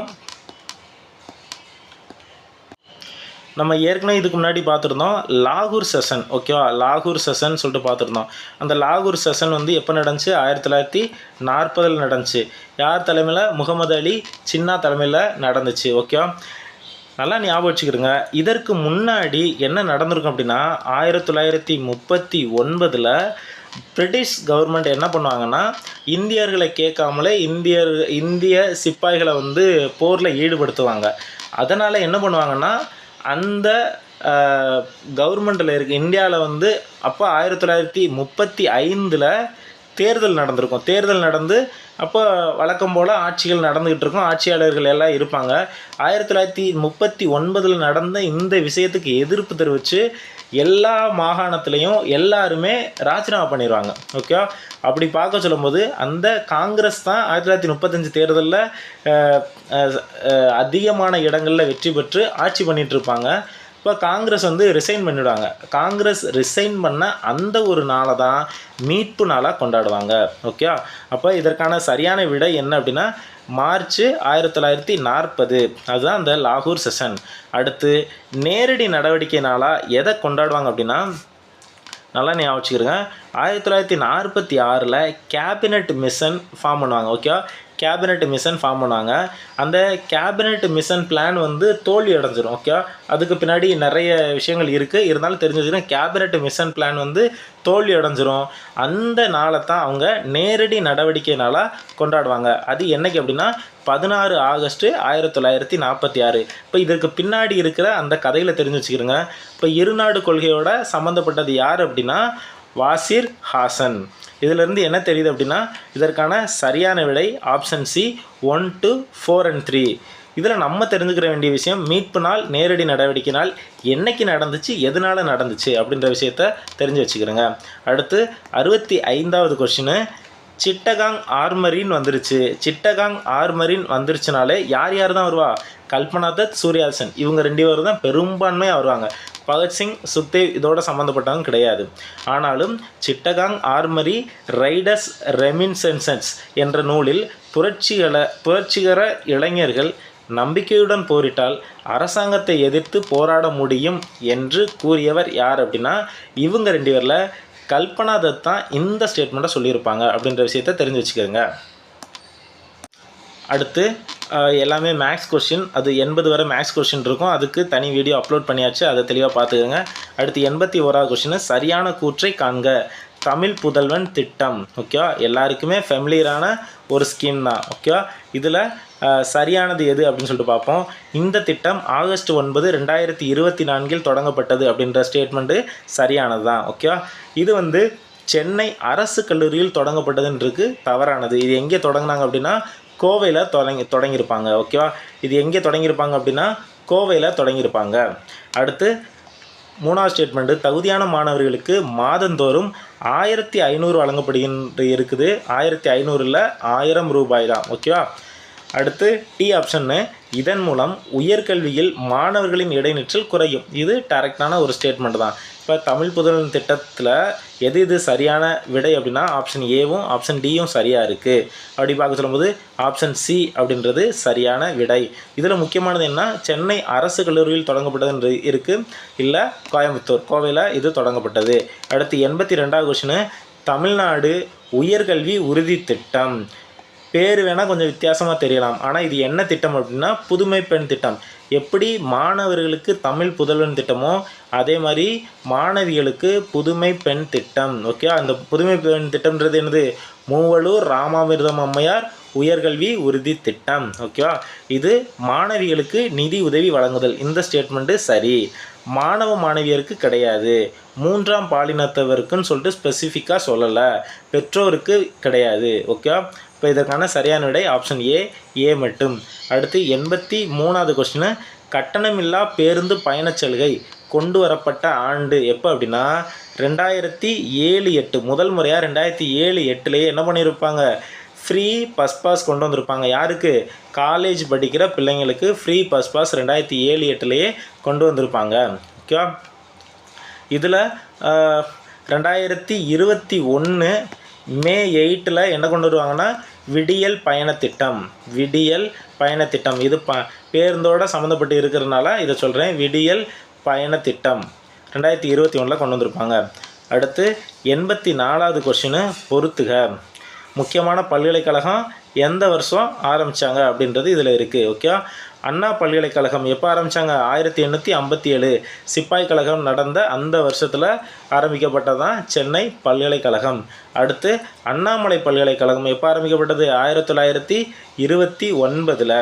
அடுத்து பெரியார் பல்கலைக்கழகம் எப்போ ஆரம்பித்தாங்கன்னா 1997. அடுத்து பாரதியார் பல்கலைக்கழகம் எப்போ ஆரம்பித்தாங்கன்னா 1982. இப்போ இதற்கான சரியான விடை option A, C, A, B and D. Okay, அடுத்து இதில் முக்கியமானது எது மிஸ் ஆகிருக்குன்னா அண்ணா பல்கலைக்கழகம், அது கீழே வருது. தவறான இணையை காண்க அப்படின்னு சொல்லிட்டு கொடுத்துருக்காங்க. இதில் பார்ப்போம். ஃபஸ்ட்டு தவறான இணை, எந்த இணை தவறாக இருக்குது அப்படின்னு சொல்லிட்டு பார்ப்போம். பாருங்களேன், கீழே 2 இணைகள் 3 இணைகள் அந்த மாதிரி கொடுத்துருக்காங்க. இந்த மாதிரி கொஸ்டின் தான் கொஞ்சம் ட்ரிக்கியாக இருக்கும். அப்படி பார்க்க சொல்லும்போது அழகப்பா பல்கலைக்கழகம் 1985 அப்படின்றது சரியானது. அண்ணா பல்கலைக்கழகம் 1978 சரியானது. இது முக்கியமானது, நோட் பண்ணி வச்சுக்கிடுங்க. திருவள்ளூர் பல்கலைக்கழகம் எந்த வருஷம், 2002 சரியானதான். அப்போ மதுரை காமராஜர் பல்கலைக்கழகம் 1965 கிடையாது, 1966. இதுலேயும் நல்லா தெரியணும் அப்படின்னா 1966 இது மதுரை காமராஜர் பல்கலைக்கழகமாக இருக்காது. 1966 மதுரை யூனிவர்சிட்டின்னு தான் இருக்கும். மதுரை யூனிவர்சிட்டி இந்த மாதிரி தான் இருக்கும். 1978 தான் இது மதுரை காமராஜர் யூனிவர்சிட்டியாக மாறும் அப்படின்ற விஷயத்தையும் தெரிஞ்சு வச்சுக்கிறோங்க. இப்போ தவறான இணை 1 மட்டும், ஆப்ஷன் சி. அடுத்து 86வது கொஸ்டின், எக்ஸ்ப்ளனேஷன் கேட்டிருக்காங்க. TNSCSCHE abbreviation. ஓகே, இதற்கு சரியான அப்ரிவியேஷன் என்னன்னா, ஒருவேளை நம்மளுக்கு தெரிய விட்டாலும் அந்த ஸ்டேட்மெண்ட்டெல்லாம் வாசித்து பாருங்கள், அதை தப்பு பண்ணுறக்காண்டி ஏதாவது ஒன்று வச்சுருப்பாங்க பாருங்கள். தமிழ்நாடு ஸ்டேட்டஸ் கவுன்சிலாம் அப்படின்னு ஒன்று கிடையவே கிடையாது. Tamil Nadu state country for highly education, இதுவும் எங்கேயுமே கேள்விப்பட்ட மாதிரி இல்லை. Tamil Nadu state consider for huge எஜுகேஷனா, இந்த மாதிரி எங்கேயா கேள்விப்பட்டிருக்கோமா? கிடையவே கிடையாது. ஸோ நம்மளுக்கு தெரிய விட்டாலும் அதை தப்பு பண்ணுறக்காண்டியே ஏதாவது ஒரு ஸ்டேட்மெண்ட் வச்சுருப்பாங்க, அதை வச்சு நம்ம லாஜிக்ஸை வச்சு எடுத்துக்கலாம். அடுத்து பாருங்கள், Tamil Nadu state council for higher education, இதில் எந்த ஒரு வித்தியாசமே தெரியல. இது நார்மலாக ஃபேராக கொடுத்துருக்காங்க, அதனால் இதுதான் சரியான விடை. 86 டீன்றது சரியான விடை. அடுத்து 87, தமிழ் வழி பயிலும் மாணாக்கர்களுக்கு ஆண்டு எவ்வளவு ஊதியத்தொகை வழங்கப்படுகிறது? ஆப்ஷன் பி 900 ரூபாய். அடுத்து 88, நான் முதல்வன் திட்டத்தின் பெயர் எவ்வாறு மாற்றப்பட்டுள்ளது? நம்ம ரீசெண்டாக பார்த்துருப்போம், டிஎன் ஸ்கில் கார்பரேஷன் அப்படின்னு சொல்லிட்டு. அதற்கு சரியான விடை ஆப்ஷன் பி திறன் தமிழ்நாடு திட்டம். ஓகே. அடுத்து 89வது கொஸ்டின் பொறுத்துக. 89வது கொஸ்டின் பொறுத்துக. முக்கியமான திட்டங்கள்லாம் கொடுத்துருக்காங்க, முக்கியமான ஆண்டுகள் கொடுத்துருக்காங்க, தெளிவாக பார்த்து வச்சுக்கிறோங்க. புதுமை பெண் திட்டம் எப்போ கொண்டு வந்தாங்க? 2022 செப்டம்பரில் கொண்டு வந்தாங்க. அடுத்து தமிழ்நாடு உயர்கல்வி மன்றம் எப்போ கொண்டு வந்தாங்க அப்படின்னா 1992. ஓகே. அடுத்து தேசிய உயர்கல்வி திட்டத்தோட தொடர்புடைய ஆண்டு என்ன அப்படின்னா 2013. அடுத்து அறிவியல் நகரம் அப்படின்ற ஒரு கான்செப்ட் எந்த வருஷம் கொண்டு வந்தாங்க அப்படின்னா 1998. முக்கியமானது என்னென்னா, நான் முதல்வன் திட்டம் எப்போ கொண்டு வந்தாங்க அப்படின்னா 2022 மார்ச். ஓகே. இதில் எதுவுமே தெரிய விட்டாலும் நான் முதல்வன் திட்டம் முக்கியமான திட்டம் எப்போ கொண்டு வந்தாங்க 2022 மார்ச்சில் அப்படின்ற விஷயம் தெரிஞ்சினாலே கடைசி 5th ஒன்றுக்கு ஏ ஆப்ஷன் வர்ற மாதிரி செக் பண்ணுங்கள். 5th ஒன்றுக்கு ஏ ஆப்ஷன் இங்கே இல்லை, இங்கேயும் ஏ ஆப்ஷன் இல்லை, இங்கேயும் ஏ ஆப்ஷன் இல்லை, இங்கே மட்டும் தான் ஏ ஆப்ஷன் இருக்குது. அப்போ ஆப்ஷன் பின்றது சரியான விடை. அடுத்து 90வது கொஸ்டின், நான் முதல்வன் திட்டம் பற்றிய சரியானதை காண்க. ஓகே. ஒவ்வொரு ஆண்டும் 1000 மாணவர்களுக்கு குடிமைப்பணி முதல்நிலை தேர்வுக்கு தயாராக மாதந்தோறும் 7500 ரூபாய் எத்தனை மாதத்துக்கு? 10 மாதத்துக்கு வழங்குறாங்க. இது நம்ம கேள்விப்பட்டிருப்போம். நான் முதல்வன் எக்ஸாம் நடக்கும், அந்த எக்ஸாமில் செலக்ட் ஆகிற 1000 பேரை எடுத்து 10 மாதம் சென்னையில் இருக்கிற Anna all India civil services coaching சென்டரில் கோச்சிங் கொடுப்பாங்க. ஓகேவா? அப்போ ஃபஸ்ட்டு ஸ்டேட்மெண்ட் சரியாக தான் கொடுத்துருக்காங்க. அதில் எவ்வளோ அமௌண்ட் கொடுப்பாங்கன்னா மாதந்தோறும் 7500 ரூபா கொடுப்பாங்க. அடுத்து செகண்ட் ஸ்டேட்மெண்ட் பாருங்கள். இதோட தொடக்கம் வந்து கோவையில் தொடங்கப்பட்டதுன்னு சொல்லிட்டு கொடுத்துருக்காங்க. கிடையாது, சென்னையில். எப்போ அப்படின்னா 2022 மார்ச் 1. அடுத்து மூணாவது ஸ்டேட்மெண்ட்டு, இறுதி ஆண்டுகளில் கற்றுத்தரக்கூடிய மொழிகள் Germany okay, French okay, Hindi கன்ஃபார்மாக தெரியாது, ஜப்பானிய மொழி ஓகே. இதுலேருந்து என்ன தெரியுதுன்னா ஹிந்தின்றது கிடையாது. இறுதி ஆண்டில் என்னென்ன மொழிலாம் நான் முதல்வன் திட்டத்துக்கு கீழே கற்றுக் கொடுக்குறாங்க அப்படின்னா ஜெர்மனி, ஃப்ரெஞ்சு, ஜாப்பனீஸ் மொழி. ஓகேவா? இந்த 3 மொழிகள் தான் கற்றுக் கொடுக்குறாங்க, ஹிந்தின்றது கிடையாது. அப்போ தேர்ட் ஸ்டேட்மெண்ட் தவறாக இருக்குது. அடுத்து ஃபோர்த்து ஸ்டேட்மெண்ட், கல்லூரி கனவு திட்டம் மற்றும் உயர்வுக்கு படித்திட்டம் இதன் மூலம் கொண்டு வரப்பட்டது அப்படின்னு சொல்லி கொடுத்துருக்காங்க. இதுவும் சரியானதான். அப்படி பார்க்க சொல்லும்போது எது சரியாக இருக்குன்னா ஃபஸ்ட்டு ஸ்டேட்மெண்ட்டும் கடைசி ஸ்டேட்மெண்ட்டும் சரியாக இருக்குது. ஆப்ஷன் டி 1 and 4 சரி. ஓகே. அடுத்து 91வது கொஸ்டின், சரியான இணைகளை தேர்ந்தெடுக்க. ஒவ்வொரு நாடுகளும் அந்த நாட்டில் பயன்படுத்தக்கூடிய நாணயத்தின் பெயரும் கொடுத்துருக்காங்க. இங்கிலாந்தில் பயன்படுத்துகிற நாணயத்தோட பெயர் பவுண்ட் அப்படின்றது எல்லாருக்குமே தெரிஞ்சிருக்கும். அடுத்து பாருங்கள், மலேசியாவில் பயன்படுத்துகிற அந்த நாணயத்தோட பேர் ரிங்கிட். ஓகேவா? அடுத்து பாருங்கள், ஜப்பானில் பயன்படுத்துகிற நாணயத்தோட பேர் என். ஓகேவா? இதில் மாற்றி கொடுத்துருக்காங்க. ஜெர்மனியில் பயன்படுத்துகிற நாணயத்தோட பேர் என்ன? Rich mark. ஓகேவா? Rich mark. இப்போ ரீசெண்டாக என்ன பயன்படுத்துகிறாங்கன்னா ஜெர்மனிலையும் யூரோ பயன்படுத்துகிறாங்க. ஓகேவா? அப்படி பார்க்க சொல்லும்போது எது சரியாக இருக்குன்னா ஏவும் டியும் சரியாக இருக்குது. கொடுக்கப்பட்ட 4 ஆப்ஷனில் பின்றது சரியான விடை. அடுத்து 92வது கொஸ்டின், காகித பணத்தை கட்டுப்படுத்தும் ஒழுங்குபடுத்துவதும் எந்த வங்கின்னு சொல்லிட்டு கேட்டிருக்காங்க. எல்லாருக்குமே தெரிஞ்ச ஒரு கொஸ்டின் தான். காகித பணத்தை அச்சிடுவதாக இருக்கட்டும், அப்புறம் அதை வந்து ஒழுங்குபடுத்துறது கட்டுப்படுத்துகிற எல்லாமே ரிசர்வ் பேங்க் ஆஃப் இந்தியா தான் பண்ணுறாங்க. அப்போ ஆப்ஷன் பின்றது சரியான விடை. அடுத்து 93வது கொஸ்டின், தவறானதை காண்க. பார்க்கலாம். ஸ்டேட்மெண்ட் 1ல் இந்தியாவில் 1935ஆம் ஆண்டு ஆர்பிஐ நிறுவப்பட்டது. சரிதான். ஏன்னா 1934 சட்டம் கொண்டு வந்து 1935 நிறுவியிருப்பாங்க. அது சரியானதான். அடுத்து காகித பணத்தை அச்சிடும் பணியை செய்கிறது. இதுவும் சரியானதுதான். அடுத்து காசோலை என்பது பணத்தை குறிக்கும். கிடையவே கிடையாது. காசோலைன்றது பணத்தை எடுக்கக்கூடிய ஒரு ஆவணம் தான். காசோலைன்றது ஒரு டாக்குமெண்ட்டு தான். அது டைரெக்டாக பணத்தை குறிக்காது. அப்போ தேர்ட் ஸ்டேட்மெண்ட் தவறாக இருக்குது. அடுத்து ஃபோர்த்து ஸ்டேட்மெண்ட்டு இந்திய ரூபாய் பணத்தின் குறியீடு யாரால் உருவாக்கப்பட்டது அப்படின்னா நம்ம தமிழ்நாட்டை சேர்ந்த உதயகுமார் என்பவரால் எப்போ ஜூலை 15, 2010 இந்திய அரசால் அங்கீகரிக்கப்பட்டது அப்படின்றது சரியான விடை. ஓகே, அப்படி பார்க்க சொல்லும்போது இந்த ஸ்டேட்மெண்ட்லாம் புத்தகத்தில் அப்படியே இருக்குது. தவறானது எதுனா ஆப்ஷன் சி, காசோலை என்பது பணத்தை குறிக்கும் கொடுத்துருக்காங்க. அது தவறானது. அடுத்து 94வது கொஸ்டின், கூற்றுகளை ஆராய்ந்து சரியானதை காண்க. ஓகே, எதையெல்லாம் செய்ய வல்லதோ அதுவே பணம் என்று சொன்னவர் யாருன்னா வாக்கர். ஓகே, இதுவும் புத்தகத்தில் உள்ள ஒரு ஸ்டேட்மெண்ட் தான். ப்ரீவியஸ் இயர் கொஸ்டினில் கேட்டிருக்காங்க. அடுத்து பணம் அதன் பணிகளால் வரையறுக்கப்படுகிறதுன்னு சொல்லிட்டு சொன்னது யார்? சர் ஜான் ஹிக்ஸ்ன்றவர் சொல்லியிருக்காரு. அதுவும் சரியானதான். அடுத்து பணவீக்கம் எல்லாருக்குமே தெரியும். பணவீக்கம் இன்ஃப்ளேஷனாக என்னாகும்? பொருட்களோட விலை அதிகரிக்கும். அப்போ விலை உயர்ந்து பணத்தின் மதிப்பு குறையுன்றது சரியானது. பணவாட்டம்ன்றது பணவீக்கத்துக்கு அப்படியே ஆப்போசிட்டாக இருக்கும். விலைகள் குறைந்து பணத்தின் மதிப்பு உயரும். ஓகே, அப்படி பார்க்க சொல்லுவாங்க. 4 ஸ்டேட்டுமே சரியாக தான் கொடுத்துருக்காங்க. ஆப்ஷன் ஏ அனைத்தும் சரி. அடுத்து 95வது கொஸ்டின்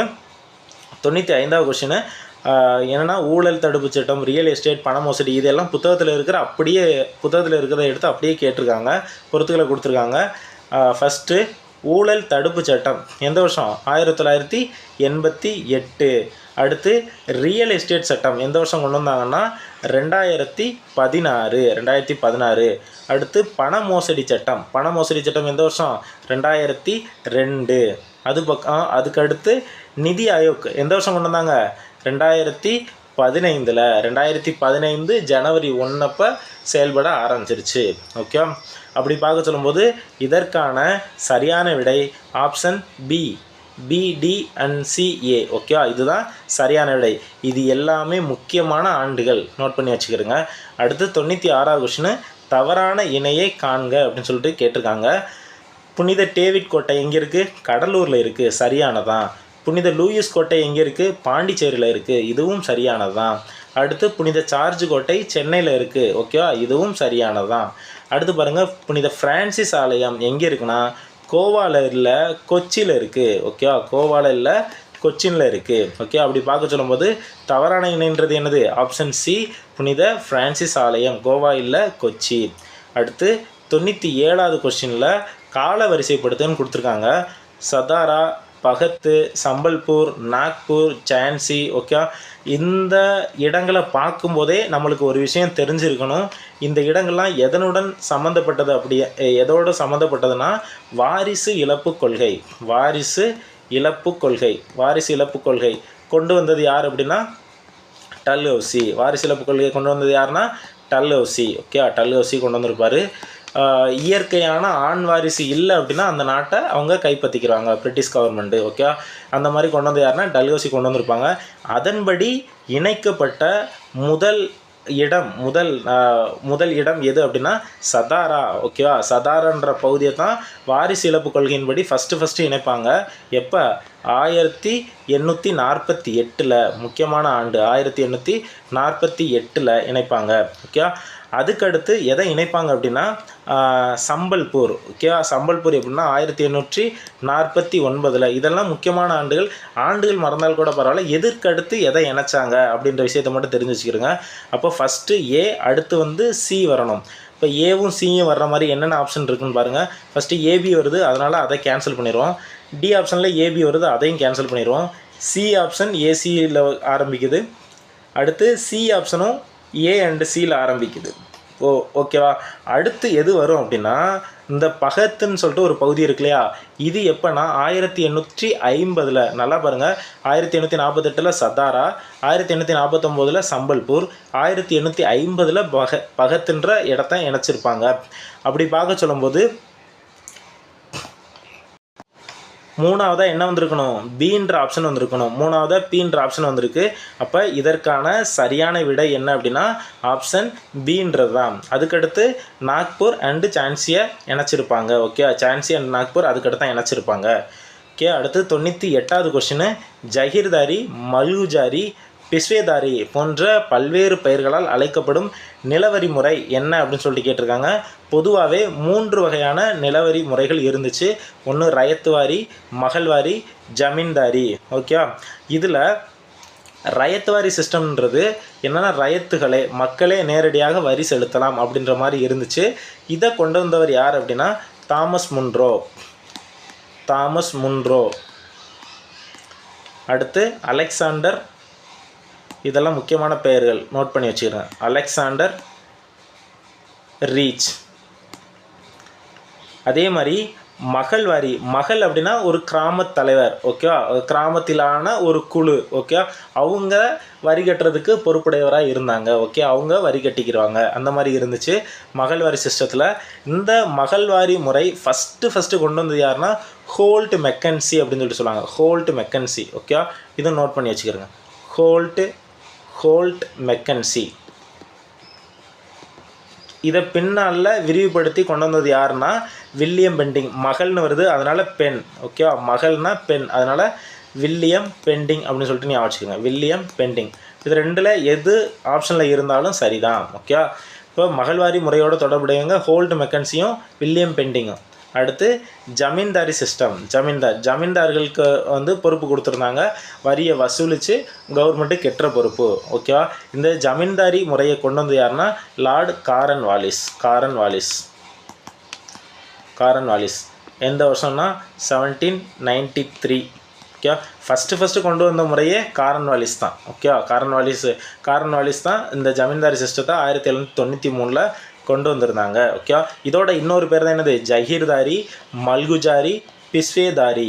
ஓகே, இதோட பல்வேறு பெயர்கள் எது சம்மந்தப்பட்டதுன்னா ஜமீன்தாரி முறையோட மற்ற பெயர்கள் தான். அப்போ ஆப்ஷன் சி ஜமீன்தாரின்றது தான் சரியான விடை. அடுத்து 99வது கொஷினில் தவறானது எதுன்னு சொல்லிட்டு கேட்டிருக்காங்க. நல்லா பாருங்கள், டெல்லி, கான்பூர், பரேலி, பீகார், லக்னோ. இதை பார்த்தோன்னே தெரியுது 1857 சிப்பாய் புரட்சியோட தொடர்புடைய இடங்களாக இருக்குது. இந்த சிப்பாய் புரட்சி நடக்க சொல்லும்போது பல்வேறு இடங்களில் பிரிட்டிஷ் ஆட்சியாளர்கள் வந்து அடக்கியிருப்பாங்க. ஓகே, படை தளபதிகள் அடக்கியிருப்பாங்க. அதில் எந்த இடத்துல யார் வந்து அந்த கழகத்தை அடக்குனாங்க அப்படின்னு சொல்லிட்டு கொடுத்துருக்காங்க. அதில் பார்க்க சொல்லும்போது டெல்லியில் சான் நிக்கல்சன் அவர் தான் அடக்கியிருப்பார். அது சரியான விடை தான். அடுத்து கான்பூரில் சர் காலின் கேம்பல் அப்படின்றவர் தான் அதை அடக்கியிருப்பார். அதுவும் சரியானதான். அதுக்கடுத்து பாருங்கள், பீகாரில் வில்லியம் டெய்லர் என்பவர் அந்த கழகத்தை அடக்கியிருப்பார். ஓகே, அதுவும் சரியானதான். இதில் தவறானது எது அப்படின்னா பரைலியில் ஹென்ரி லாரன்ஸ் கொடுத்துருக்காங்க, லக்னோவில் வில்லியம் பெண்டிங் கொடுத்துருக்காங்க. இது ரெண்டுமே தவறானது. இது ரெண்டுமே யார் அங்கே படைத்தளபதியாக போயிருப்பார் அப்படின்னா கேம்பல் தான் போயிருப்பார். ஓகே, வில்லியம் கேம்பல்ன்றவர் போயிருப்பார். ஓகே, அப்படி பார்க்க சொல்லும்போது தவறானது option C and E. Option C and E வந்து ஆப்ஷன் சியில் இருக்குது. ஓகே, அப்போ இது சரியான விடை. அடுத்து கடைசி கொஷின், சரியான கூற்றை தேர்ந்தெடு. பார்க்கலாம். கோபாலகிருஷ்ண கோகலே யார் அப்படின்னா காந்தியடிகளின் அரசியல் குரு அப்படின்னு கூட நம்ம சொல்லுவோம். கோபாலகிருஷ்ண கோகலே 1905ஆம் ஆண்டில் இந்திய ஊழியர் சங்கத்தை நிறுவினார். ஓகேவா, இந்திய பணியாளர் சங்கத்தை நிறுவனது யாருன்னா கோபாலகிருஷ்ண கோகலே தான். எந்த வருஷம் 1905 தான். அப்போ இந்த ஃபேக்ட் எல்லாமே சரியாக இருக்குது. ஓகேவா, அடுத்து பாருங்கள், 1888 சாரதா சதன் என்ற அமைப்பை பண்டித ராமாபாய் ஆரம்பிச்சிருப்பாங்க. பம்பாயில் ஆரம்பிச்சிருவாங்க. இதுலேயுமே நிறைய ஃபேக்சுவல் இன்ஃபர்மேஷன் இருக்குது. சாரதா சதன் என்ற அமைப்பை ஆரம்பித்தது யாருன்னா பண்டித ராமாபாய். எங்கே தொடங்கினாங்க? பம்பாயில் தொடங்கினாங்க. இது எல்லாமே சரிதான். இயர் மட்டும் தப்பாக கொடுத்துருக்காங்க, 1889. இதை நோட் பண்ணி வச்சுக்கிறேங்க. அடுத்து பாருங்கள், 1915 இந்திய மகளிர் பல்கலைக்கழகம் டி.கே. கார்வேவால் தொடங்கப்பட்டது. இதில் எது சரி எது தப்புன்னு பார்ப்போம். இந்திய மகளிர் பல்கலைக்கழகம் அதை தொடங்கினது யாருன்னா டி.கே. கார்வே. இந்த ரெண்டு ஸ்டேட்மெண்ட்டும் சரிதான். இந்த ரெண்டு ஃபேக்சுவல் இன்ஃபர்மேஷனும் சரிதான். ஆனால் 1915 அப்படின்றது தவறானது. 1916. ஓகே, அடுத்து டி ஆப்ஷனில் பாருங்கள், 1850 ஜேஇடி பெத்துன் என்பவர் பெத்துன் பள்ளியை நிறுவினார். இதுவும் ஃபேக்சுவலாக கரெக்டு தான். பெத்துன்றவர் பெத்துன் பள்ளியை நிறுவினார். ஆனால் இயர் தவறாக கொடுத்துருக்காங்க. 1849. ஒரு விஷயம் தெரிஞ்சுக்கிறேங்க, 1849 பெத்துன் ஸ்கூல் ஆரம்பிக்கிறாங்க. அடுத்து 1879 ஒரு 30 வருஷம் கழிச்சு அந்த ஸ்கூலு பெத்துன் காலேஜாக மாறுது. ஓகேவா? அதுக்கடுத்து 1916 அது வந்து யூனிவர்சிட்டியாக மாறுது. ஓகே, அது யூனிவர்சிட்டியாக மாறுது. ஓகே, இந்த 1916 இந்த பெத்துன் ஸ்கூலு காலேஜாக மாறி யூனிவர்சிட்டியாக மாறுது இல்லையா? இந்த யூனிவர்சிட்டி தான் இந்தியன் விமன் யூனிவர்சிட்டி. அதுதான் இந்திய மகளிர் பல்கலைக்கழகம் சொல்லிட்டு நம்ம படிக்கிறோமா? அப்போ இந்த பெத்துன் ஸ்கூலுக்கும் இந்திய மகளிர் பல்கலைக்கழகத்துக்கும் சம்பந்தம் இருக்குது. இந்த பெத்துன் பள்ளி தான் நாளடைவில் இந்திய மகளிர் பல்கலைக்கழகமாக டிகே கார்வேயால் மாற்றப்படுது அப்படின்ற விஷயத்தையும் தெரிஞ்சு வச்சுக்கிறேங்க. இந்த வீடியோவில் நிறைய ஃபேக்சுவல் இன்ஃபர்மேஷன்ஸ் சொல்லியிருப்போம். இந்த டெஸ்ட்லேயுமே நிறைய கொஸ்டின்ஸ் வந்து அந்த ஃபேக்சுவல் இன்ஃபர்மேஷனோடு இருக்கும். அதையும் உள்வாங்கிக்கிறங்க. இதில் குறிப்பாக நம்மளோட பொருளாதார பகுதியில் நிறைய கான்செப்ட்ஸ்லாம் நிறைய விஷயங்கள் இருக்கும். அந்த கான்செப்ட்ஸுவல் பாயிண்ட்ஸையும் உள்வாங்கிட்டீங்க அப்படின்னா இனி வர்ற எக்ஸாம்ஸில் வந்து நம்மளால் சரியாக ஆன்சர் பண்ண முடியும். முயற்சியை கைவிட்டுறாமல் தொடர்ந்து படிங்க. All the best.